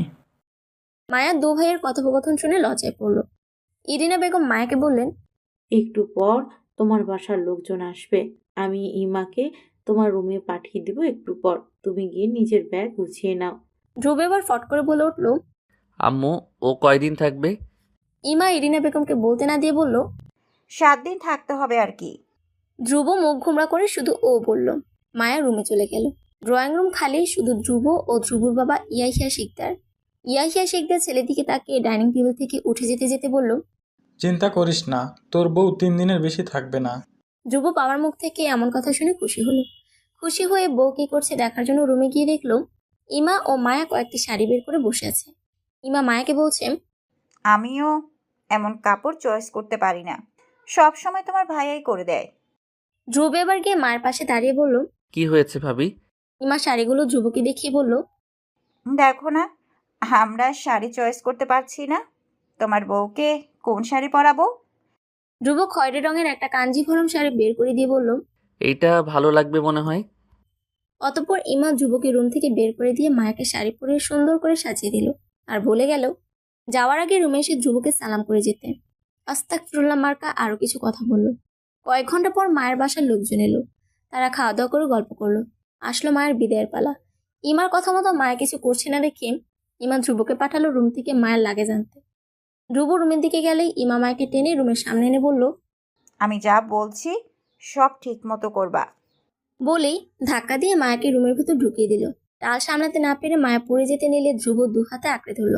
মায়া ভয়ে চোখ মুখ কিছু বন্ধ করে আছে। শরীরে ব্যথা অনুভব না করায় চোখ খুলল। চোখের সামনে ধ্রুবর মুখ দেখে থমথম খেয়ে গেল। ধ্রুব মায়াকে ঠিকঠাকভাবে দাঁড় করিয়ে বলল। এইভাবে দৌড়ে রুমে আসতে গেলা কেন? মায়া কাঁদো কাঁদো গলায় বলল। আমাকে ইমা ভাবেই পাঠিয়েছে আপনাকে সালাম করার জন্য, আর আমি আসতে না চাইলে আমাকে জোর করে এনে ধাক্কা মেরেছে। বলি মায়া ধ্রুবকে সালাম করতে নিলে ধ্রুব বাধা দিয়ে বলল। সালাম করার দরকার নেই, বাসায় পৌঁছে আমাকে ফোন দিবা। ঠিক মতো খাওয়া দাওয়া করবা, আর তোমার পড়াশোনা কন্টিনিউ করতে হবে। তাই আসার সময় প্রয়োজনীয় জিনিস নিয়ে আসবা। মায়া মাথা নেড়ে সম্মতি দিল। ধ্রুব মায়ের মাথায় হাত দিয়ে বলল। আবার আমাকে ভুলে যাবে না তো? অসম্ভব। বলেই মায়ের দরজার দিকে পা বাড়ালো। ধ্রুব মায়ের পিছু পিছু চলল। দরজার সামনে ইমা দাঁড়িয়েছিল, দরজা বাইরে থেকে বন্ধ করে। ধ্রুব দরজা খুলতে বললে সে দরজা খুলে দিল। অতঃপর মায়াকে বিদায় দেওয়া হলো। কিছু সময়ের ব্যবধানে মায়া বাপের বাড়ি এসে পৌঁছালো। বাসায় এসে সর্বপ্রথম মায়া ধ্রুবকে ফোন করে জানিয়ে দিল যে সে বাসায় পৌঁছেছে। এরপর কাপড় চেঞ্জ করে একটা থ্রি পিস পরে নিল। মায়া আসার কথা শোনা মাত্রই আজিতা চলে আসলো মায়াদের বাসায়। মায়া তখন রুমে বসেছিল, মাথা ব্যথা করছে তার। এই মুহূর্তে ধ্রুবর কথা মনে পড়ছে। সেই দিন ধ্রুব কত যত্ন করে তার মাথায় চুল আঁচড়ে দিয়ে চুল টেনে দিয়ে মাথার ব্যথা সারিয়েছিল। ইস, এই মুহূর্তে ধ্রুব থাকতো তাহলে হয়তো আবার এমন করতো। আদ্রিতা রুমে এসে দেখলো মায়া মাথায় হাত দিয়ে বসে আছে। আদ্রিতা মায়াকে পেছন থেকে জড়িয়ে ধরে বলল। কি গো মহারানী, মহারাজার কথা মনে পড়ছে নাকি? মায়া মুচকি হেসে বলল। শখের মানুষের কথা মনে পড়বে স্বাভাবিক। ভালোবাসিস ভাইয়াকে? উত্তর জানা নেই। আদ্রিতা মায়াকে ভালোভাবে পর্যবেক্ষণ করে বলল। তোর কি কোনো কারণে মন খারাপ? না, যে মাথা ব্যথা করছে একটু। আচ্ছা আয়, মাথা টিপে দেই। বলি মায়ের মাথা টিপে দিতে লাগলো। হঠাৎ মায়া বলে উঠল। তোর মাথা টিপে দেওয়ার কোনো ফিলিংস পাই না রে ভাই। সেদিন আমার জামাই কত যত্ন করে মাথা ব্যথা কমিয়েছে আমার। ইস, উনি যদি এখন থাকতো। যা, ফোন দিয়ে ডেকে নিয়ে আয়। পারলে সেটাই করতাম, ইচ্ছে করছে এক্ষুনি চলে যাই। বাহ, দুদিনেই জামাই ভক্ত হয়ে গেলি। জামাই ভক্ত হলে ভালো, অবশ্য তুই আবিয়া ইত্তা মাইয়া এসব বুঝবি না। অপমান করিস না। মায়া আর কিছু বলতে যাবে তার আগে রুমি বেগম 2 কাপ কফি টেবিলে রেখে চলে গেলেন। মায়া বুঝতে পারলো এতক্ষণ সব কথা তার মা শুনেছে। লজ্জায় মাথা কাটা যাচ্ছে তার। আদিতেও বেশ অপ্রস্তুত হয়ে পড়ল। রুমি বেগম রুম থেকে বের হয়ে স্বস্তির নিঃশ্বাস ছাড়ল। যাক, অবশেষে মেয়ের মন মজেছে। মেয়ের বিয়ে নিয়ে খুব টেনশন ছিলেন তিনি, কারণ ওনার মেয়ে বিয়ে জিনিসটার নাম শুনলে নাক মুখ কুচকে বলতো বিয়ে একটা ফালতু জিনিস, আমি জীবনেও বিয়ে করব না। সেজন্য তিনি ভয় ছিলেন। তবে এখন তার শান্তি লাগছে। ধ্রুব বিয়ের আগে ওনাকে বলেছিল, আপনি কোনো চিন্তা করবেন না, দেখবেন বিয়ের পর সব ঠিক হয়ে যাবে, আর আমি আছি না। সেদিন ধ্রুবর কথা বিশ্বাস করে নিয়েছিলেন তিনি, আর আজ তার ফল পেল। রাতে মায়া খাওয়া দাওয়া করে ফ্রেশ হয়ে বিছানায় শুয়েছে। ঠিক তখনই মায়ের মুঠো ফোনটা শব্দ করে বেজে উঠল। মায়া ফোন হাতে নিয়ে দেখলো ধ্রুব কল দিয়েছে। সাথে সাথে কল রিসিভ করে সালাম দিল। ধ্রুব সালামের উত্তর দিল। মায়া বলল। কেমন আছেন? বিবাহিত ব্যাচেলর মানুষ, কেমনে থাকবো আর? মানে আমি বিবাহিত, তবে বউ আমাকে একা রেখে বাপের বাড়ি চলে গেছে, তো আমি সিঙ্গেল এখন। মানে বিবাহিত ব্যাচেলর আর কি। তারপর আই লাভ ইউ। মায়া কথা ঘোরানোর জন্য বলল। বাসার সবাই কেমন আছে? তোমার জামাই ছাড়া বাকি সবাই ভালো আছে। মৃদু হাসল মায়া। ধ্রুব বলল। কালকে কলেজে যেও, আমি আসবো তোমাদের কলেজে। আমাদের কলেজে কেন? একটা অনুষ্ঠান আছে, তাই আমাদের পূবালী ব্যাংকের পক্ষ থেকে যেও, কেমন? আচ্ছা, যাব। অতঃপর তারা দুজন আরো কিছুক্ষণ কথা বলল। পরের দিন কলেজে এসে মায়া দেখলো সবুজ রঙের বেলুন দিয়ে কলেজে একটা স্টেজের মতো করে বাইরে সাজিয়েছে।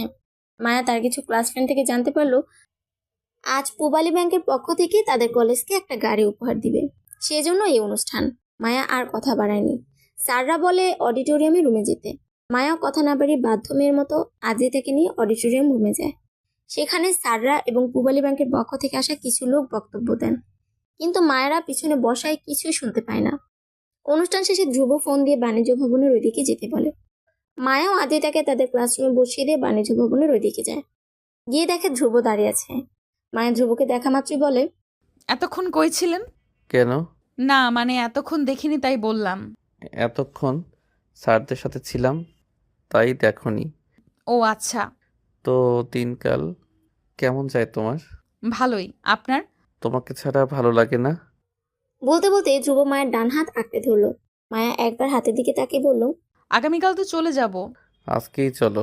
জামাই ছাড়া বেশি দিন থাকা ভালো না বউদের। হুম, বড়রা খারাপ ভাববেন। আর আমার আম্মু মায়ের দিবে। মারবে না, আরো খুশি হবে ছিল না? না। বলেই মায়া ক্লাসরুমের দিকে চলে গেল। ধ্রুব তখন মায়ের যাওয়ার পানে তাকিয়ে বলল, নিষ্ঠুর পরি। মায়া রুমের ব্যালকনিতে বসে আছে। ধ্রুবদের বাসায় এসেছে সে আজ 15 দিন হচ্ছে। ব্যালকনিতে বসে আপাতত ধ্রুবর জন্য অপেক্ষা করছে সে। এই সময় ধ্রুব বাসায় আসে। কিছুক্ষণ পর ধ্রুব বাসায় আসলো। মায়ের বাবা অসুস্থ, তাই তিনি চান মাকে কয়েকদিনের জন্য তাদের বাসায় রাখতে। ধ্রুবকে ফোন করে জানিয়েছেন মায়ের বাবা। ধ্রুব এসে মায়াকে বলল, নিষ্ঠুর পরি, রেডি হও। তোমার আব্বু বলেছে ওনার নাকি তোমাকে দেখতে ইচ্ছে করছে, তাই আমাদের যেতে বলছে। আর তোমার কিছু কাপড় নাও, তোমার বাবা তোমাকে কয়েকদিন থাকতে বলছে। আমি তোমাকে দিয়ে চলে আসব। মায়ের বাবার অসুস্থতার কথা বলল না ধ্রুব, কারণ সে জানে তার নিষ্ঠুর পরি টেনশন করবে। মায়া ঠোঁট ফুলে বলল, আপনি চলে আসলে আমিও চলে আসব। কেন? কেন আবার? সেদিন আপনিই তো বললেন জামাই ছাড়া বেশি দিন থাকা ভালো না বউদের। আচ্ছা যাও, রেডি হও। মায়া আচ্ছা বলে রেডি হতে গেল। সেদিনের পর কেটে গেছে আরো কিছুদিন। এখন মায়া যে ধ্রুবকে ভালোবেসে ফেলেছে সেটা স্পষ্টভাবে বুঝতে পারছে। আজ শুক্রবার, ধ্রুবর কোনো কাজ নেই, তাই সে বাগানে গিয়ে গাছে পানি দিচ্ছে। এর মধ্যে একটা ফোন আসলো। ধ্রুব রেডি হয়ে বাইরে চলে গেল। বাসায় এসে কাপড় চোপড় ব্যাগে নিতে নিতে মায়াকে বলল, মায়া, আমি কয়েকদিনের জন্য একটু ঘুরতে যাচ্ছি আমার এক ফ্রেন্ড এবং কলিগের সাথে। মায়া খানিকক্ষণ চুপচাপ থেকে বলল, কেন যাবেন?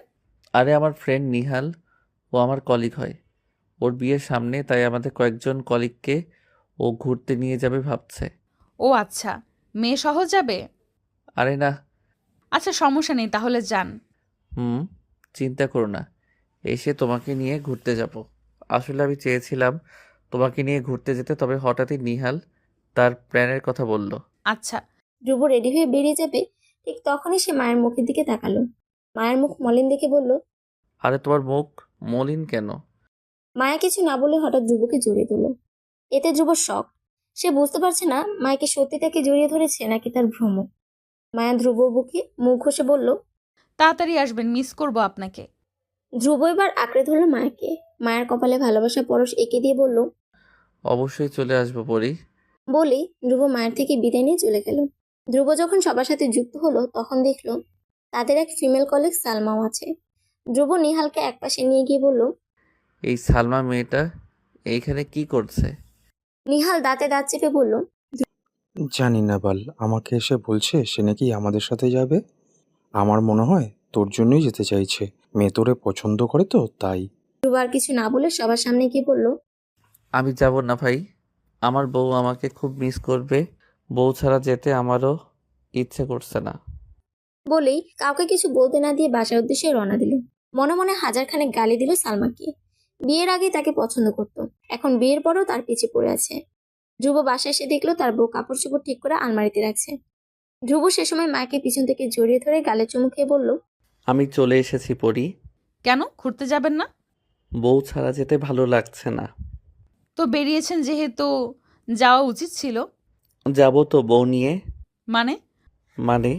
কাপড় চোপড় গোছাও, কক্সবাজার যাব আজকে। মায়া অবাক হয়ে বলল। হ্যাঁ চলো, দেরি হয়ে যাবে। বলে ধ্রুব নিজেই আলমারি থেকে মায়ের কিছু কাপড় নিয়ে ব্যাগে রাখল।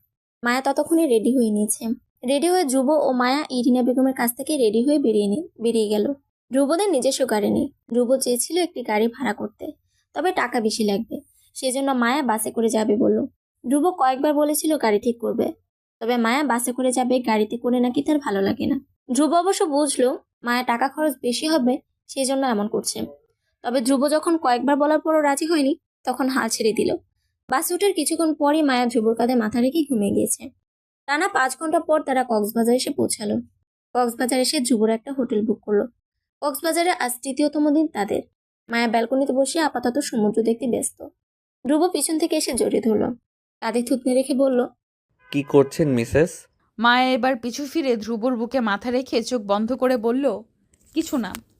ধ্রুব চমৎকার হেসে মায়ের কপালে ভালোবাসার পরশ এঁকে দিল। মায়া মাথা উঁচু করে ধ্রুব চোখে তাকালো। ইস, কি মায়া এই ছেলে চোখে! মায়া প্রতিবারের মতোই মুগ্ধ হলো। মায়া ভাবলো সে এই মানুষটাকে ছাড়া কখনো থাকতে পারবে না। মায়া হাত উঁচিয়ে ধ্রুবর গালে স্পর্শ করলো, চোখে চোখ রেখে বলল, একটা কথা বলি। ধ্রুব মায়ের হাতের উপর হাত রেখে বলল, বলো। মায়া ওভাবে ধ্রুবর চোখে চোখ রেখে বলল, ভালোবাসি। ধ্রুব প্রাপ্তির হাসি হাসলো। এতদিন সে এইটাই চেয়েছে যে তার বউ তাকে ভালোবাসুক। অবশেষে তা পূরণ হলো। ধ্রুব মায়ের গালে চুমু খেয়ে বলল, আমিও। মায়া পুনরায় ধ্রুবর বুকে মুখ গুজল। ধ্রুব মায়ের কানের কাছে মুখ নিয়ে সফট কণ্ঠে বলল, ভালো যেহেতু বেশিই ফেলেছ, আমার মেয়েকে এনে দাও, ওর পড়াশোনার দেরি হয়ে যাচ্ছে। মায়া লজ্জায় ধ্রুবর বুকে মুখ গুজল। ধ্রুব মায়াকে কোলে তুলে ফিসফিসিয়ে বলল, আমার বউকে আজ সম্পূর্ণরূপে আমার চাই। বলেই ধ্রুব মায়ের মুখে অজস্র চুমু খেল। রাত তখন প্রায় 3:30। দীর্ঘ ভালোবাসার মুহূর্তের পর মায়া ঘুমিয়েছে, তবে ধ্রুব ঘুমায়নি। আজ সে তার প্রিয়তমা স্ত্রীকে মন ভরে দেখছে, আর মাঝে মাঝে স্ত্রীর চোখে মুখে চুমু খাচ্ছে। তখনই মায়া নড়ে চড়ে ঘুমের ঘুরো অস্পষ্ট স্বরে বলল, ঘুমাতে দেন। তুমি ঘুমাও, আমি বারণ করেছি নাকি? মায়ার ঘুমটা এবার একেবারে ভেঙে গেল। সে উঠে ধ্রুবকে বিছানায় চিৎ করে শুয়ে দিয়ে নিজে ধ্রুবর গায়ের উপর শুয়ে পড়ল। বলল, চুপচাপ ঘুমান। ধ্রুব মেয়েটাকে আর বিরক্ত না করে ঘুমিয়ে গেল। কেটে গেল প্রায় 3 মাস। মায়া ও ধ্রুব সেদিনের পর মাত্র 3 দিন কক্সবাজার থেকে চলে এসেছে। এখন যে যার কাজে ব্যস্ত। মায়া ব্যস্ত পড়াশোনায়, ধ্রুব ব্যস্ত তার চাকরি নিয়ে। ধ্রুব সকালে অফিসে যাওয়ার জন্য রেডি হচ্ছে। মায়া তখন চুপচাপ বসেছে বিছানায় পা ঝুলিয়ে। ধ্রুব মায়ের দিকে তাকালো। মায়াকে দেখে মনে হচ্ছে মেয়েটা তখন কিছু একটা ভাবছে। ধ্রুব গিয়ে মায়ের পাশে বসে বলল, কি হয়েছে বউ? একটা কথা বলি। বলুন আমার নিষ্ঠুর পরি। মায়া ধ্রুবর দিকে তাকিয়ে বলল, শুনুন না, আমার মনে হয় আমি প্রেগন্যান্ট। আমার পিরিয়ডের সময় 1 মাস পেরিয়ে এখন আর একটা মাস শুরু হবে, কিন্তু এখনো পিরিয়ড হয়নি। ধ্রুব মায়ের গালে হাত রেখে বলল, তুমি কি আরো কিছু ফিল করছো এছাড়া? শরীর এখন একটু দুর্বল দুর্বল লাগে, একটু কাজ করেই হাঁপিয়ে যাই। ধ্রুব এবার মায়াকে বলল, চলো বোরকা পরো, তোমাকে ডাক্তারের কাছে নিয়ে যাব। এখন? হ্যাঁ। আরে প্রেগন্যান্সি টেস্ট করার জন্য কিট আনলেই তো হলো, ডাক্তারের কাছে যাব কেন? আসো তুমি। মায়া কিছু বলল না, রেডি হয়ে নিল। সেদিনের পর কেটে গেল আরো কয়েকদিন। সেদিন মায়ের কথাটাই সত্যি হয়েছে, মেয়েটা আসলেই প্রেগনেন্ট। বাবা হওয়ার কথা শুনে ধ্রুব তো মহা খুশি। যেদিন শুনেছিল মায়া প্রেগনেন্ট, সেদিনই রুমি বেগমরা এসে দেখে গেছেন মায়াকে। উনি চেয়েছিলেন প্রেগনেন্সির টাইমে মেয়েকে নিজের কাছে নিয়ে যেতে, তবে ধ্রুব যেতে দিল না। সে চায় তার বউ তার কাছেই থাকুক। অবশ্য মায়া ধ্রুবকে ছেড়ে যেতে রাজি নেই, সে তার বাচ্চার বাবার সাথেই থাকবে। বর্তমানে ধ্রুব মায়ের পেটে হাত দিয়ে বসে আছে। কিছুক্ষণ পর ধ্রুব বলল, এই বাবু নড়ে না কেন? ও তো এখনো ছোট, নড়বে কেন? ধ্রুব গাল ফুলে বলল, একটু নড়লে কি হয়? মায়া ধ্রুবর গাল টেনে দিয়ে বলল, সময় হোক তখন নড়বে। আচ্ছা, ওর নাম কি রাখা যায়? আমি কি জানি। আমার মেয়ের নাম রাখবো মার্জিয়া ইয়াসপা শিকদার। সুন্দর না? সুন্দর, তবে ও যদি ছেলে হয়? আরে মেয়েই হবে, দেখিও। আমার বাইকে উঠতে হবে না। মায়া প্রতি উত্তর করলো না। তার কি হলো কে জানে। সে বলল, আচ্ছা, আমি যদি মারা যাই তখন কি আপনি আরেকটা বিয়ে করবেন? ধ্রুব মায়াকে ধমক দিয়ে বলল, চুপ করো, ফালতু কথা বলবে না। মায়া মুখ ঘুমরা করে বসে রইল। কেটে গেল আরো কিছু মাস। মায়ের ডেলিভারির আর মাত্র 1 সপ্তাহ বাকি আছে। মায়া তখন সোফায় বসে ধ্রুবর জন্য অপেক্ষা করছে।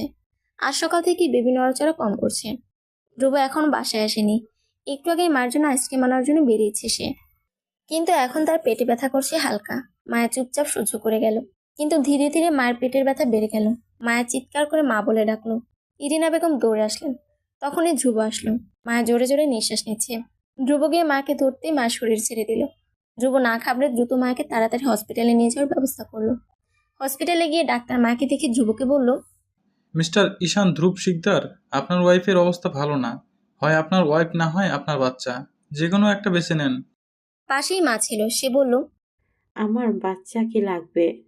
ধ্রুব কি বলবে ভেবে পাচ্ছে না। তার বাচ্চা নিয়ে খুব স্বপ্ন ছিল। অন্যদিকে মায়াকে ছাড়া ধ্রুব বাঁচতে পারবে না।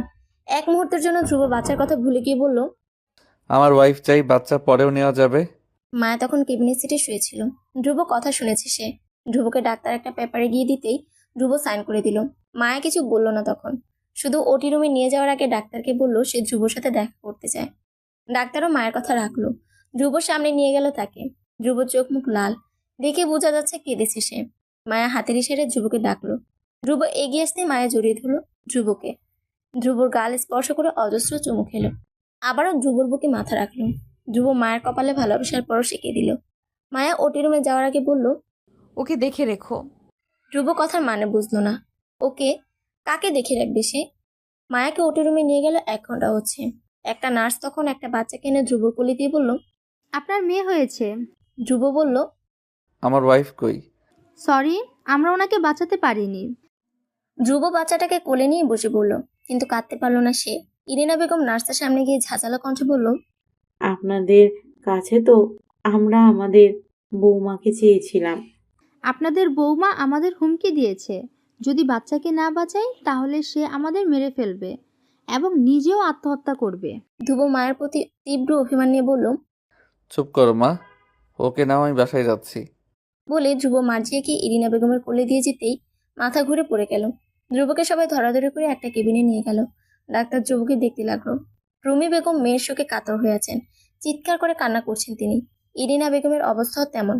ডাক্তার ধ্রুবকে দেখে বলল, অতিরিক্ত প্রেশার নিতে পারেনি সে, তাই এই অবস্থা। মায়াকে কাফন পরানোর পর ধ্রুবকে ডাকলো এক পলক মায়াকে দেখার জন্য। তবে ধ্রুব সবকিছু বাদ দিয়ে মাটিতে বসে মায়াকে ঝাপটে ধরে অজস্র চুমু খেয়েছিল তখন। বুকে জড়িয়ে ধরে রেখেছিল অনেকক্ষণ। অনেক কষ্টে মায়াকে ছাড়িয়েছে সবাই। সবাই ধ্রুবকে বলেছে মায়া তাকে একটা মেয়ে দিয়ে গেছে। তার কথা ভেবেই যেন ধ্রুব সবটা মেনে নেয়। কিন্তু এটা কি আসলেই সম্ভব? ধ্রুব কি করে পারবে তার ভালোবাসার মানুষটিকে ছাড়া থাকতে? যে মেয়েটিকে জড়িয়ে না ধরলে তার ঘুম আসে না, এখন কিভাবে থাকবে সে? সেদিন রাত 10টায় মায়ের দাফন সম্পূর্ণ করা হলো। সবাই চলে আসলো দাফন করে, তবে ধ্রুব আসলো না। সে কবরের পাশেই বসে রইল। দিহান ও মৃন্ময় অবশ্য চেয়েছে ধ্রুবকে নিয়ে যেতে, তবে ধ্রুব গেল না। তার একটাই কথা, সে চলে গেলে মায়া একা ভয় পাবে। দিহান ও মৃন্ময় হাত ছেড়ে চলে গেল। সবাই যেতে ধ্রুব চোখ দিয়ে অঝরে অশ্রু গড়িয়ে পড়তে লাগলো। ধ্রুব এক প্রকার হামাও করে কাছে মায়ের কবরে মাটি জড়িয়ে বারবার বলছে, তুমি নিষ্ঠুর পরি, আমার সাথে বেইমানি করলা, আমাকে একা রেখে চলে গেলা। এখন আমাকে গুছিয়ে দিবে কে? তুমি অগোছালো ছিলে, তবে বিয়ের পর তুমি আমাকে গুছিয়ে রাখতে। তবে কেন আমাকে অগোছালো করে দিলা? আমি এখন থাকবো কিভাবে তোমাকে ছাড়া? যে আমার ঘুমও আসে না। কি করব আমি? বলো কি করব? ধ্রুব পাগলের মতো একটার পর একটা বলেই আছে, কিন্তু মায়া তো কোনো উত্তর দিচ্ছে না। কাঁদতে কাঁদতে কখন যে ঘুমিয়ে গেল সে নিজেও জানে না। সকালে খুব ভোরেই ঘুম ভাঙল তার। ধ্রুব উঠে মায়ের কবরের পাশে দাঁড়িয়ে রইল। আমি নামাজ পড়ে আসছি। বলেই ধ্রুব বাসায় গিয়ে গোসল করে নামাজ পড়ে মায়ের কবর জিয়ারত করলো। মায়াকে ধ্রুবদের নিজস্ব কবরস্থানে কবর দেওয়া হয়েছে। ধ্রুব রুমের ব্যালকনি থেকে মায়ের কবর স্পষ্ট দেখা যায়। ধ্রুব সবসময় তাকিয়ে থাকে সেদিকে। মার্জিয়াকে ঘুম পাড়িয়ে মায়ের কবরের পাশে বসে রাত্রি যাপন করে সে। মাঝে মাঝে ঘুমিয়েও যায়। কেটে গেল 3টি বছর। মার্জি এখন কথা বলতে পারে। ধ্রুব মেয়েকে খাইয়ে দিয়ে ইরিনা বেগমের রুমে পাঠিয়ে দিল। এরপর আলমারি থেকে একটা ডায়েরি বের করে যেখানে মায়ের উদ্দেশ্যে একটা চিঠি লিখল। প্রিয় রোবাইয়া সিদ্দিকা মায়া, আমার অর্ধাঙ্গিনী, তোমাকে উদ্দেশ্য করে লিখতে বসেছি। অথচ জানি তুমি আর কখনো এই চিঠি পড়বে না, তবুও লিখছি, কারণ এই শব্দগুলোই এখন আমার বেঁচে থাকার একমাত্র ভরসা। মায়া, তুমি আমাকে ছেড়ে চলে গেলে ঠিক সেই মুহূর্তে যখন আমাদের স্বপ্ন পূর্ণতার রূপ নিতে শুরু করেছিল। তুমি আমার পাশে থাকতে পারলে না, কিন্তু তোমার ভালোবাসার একটি অংশ রেখে গেলে আমাদের মেয়ে। ওকে প্রথমবার দেখে আমি চিৎকার করে কাঁদতে চেয়েছিলাম, কিন্তু গলা দিয়ে একটাও শব্দ বেরোয়নি। তুমি জানো, ওর মুখটা ঠিক তোমার মতো, যখন ওর ছোট্ট আঙুলগুলো আমার হাত চেপে ধরে, মনে হয় তুমি আমায় ছুঁয়ে আছো। কিন্তু একসঙ্গে এই অনুভূতিটা এমন তীব্র শূন্যতাও এনে দেয় যে আমি কোনোভাবেই সহ্য করতে পারছি না। তোমাকে হারানোর এই শোকের গভীরতা ভাষায় প্রকাশ করতে পারবো না। আমি ভাঙছি মায়া, প্রতিদিন, প্রতিক্ষণ। তবুও দাঁড়িয়ে আছি, কারণ তুমি আমাকে আমাদের মেয়ের কাছে রেখে গেলে।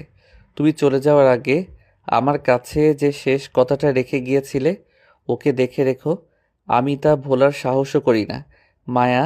আমি জানি না কিভাবে ওকে বড় করব। তুমি ছাড়া এই পথটাই কিভাবে এগোবো তাও জানি না। তুমি তো জানো আমি সবসময় তোমার দিকেই তাকিয়ে থাকতাম। তুমি পথ দেখিয়ে দিতে। এখন আর সে আলোটা নেই, তবু তোমার স্মৃতির আশ্রয়ে মেয়েটাকে মানুষ করার চেষ্টা করব। ও যেন তোমার মতো ভালোবাসতে শেখে, তোমার মতোই অপরাজেয় হয়ে ওঠে। এখন তো মেয়ের জন্য রাতে তোমার কাছে তেমন যেতে পারি না। তুই কি জানো, প্রতিদিন রাতে আমি একা বসে তোমার কথা ভাবি। মনে হয় দরজা খুলে তুমি এসে দাঁড়াবে। আমি জানি এটা অসম্ভব, তবু এই ভাবনাটুকুই আমাকে বাঁচিয়ে রেখেছে। তুমি ভালো থেকো মায়া। যদি সত্যি কোথাও আমাদের আবার দেখা হয়, আমি শুধু একটাই কথা বলবো, আমি তোমাকে প্রতিটি মুহূর্ত ভালোবেসেছি আর আজও বাসি। ভালোবাসি আমার নিষ্ঠুর পরী। সমাপ্ত।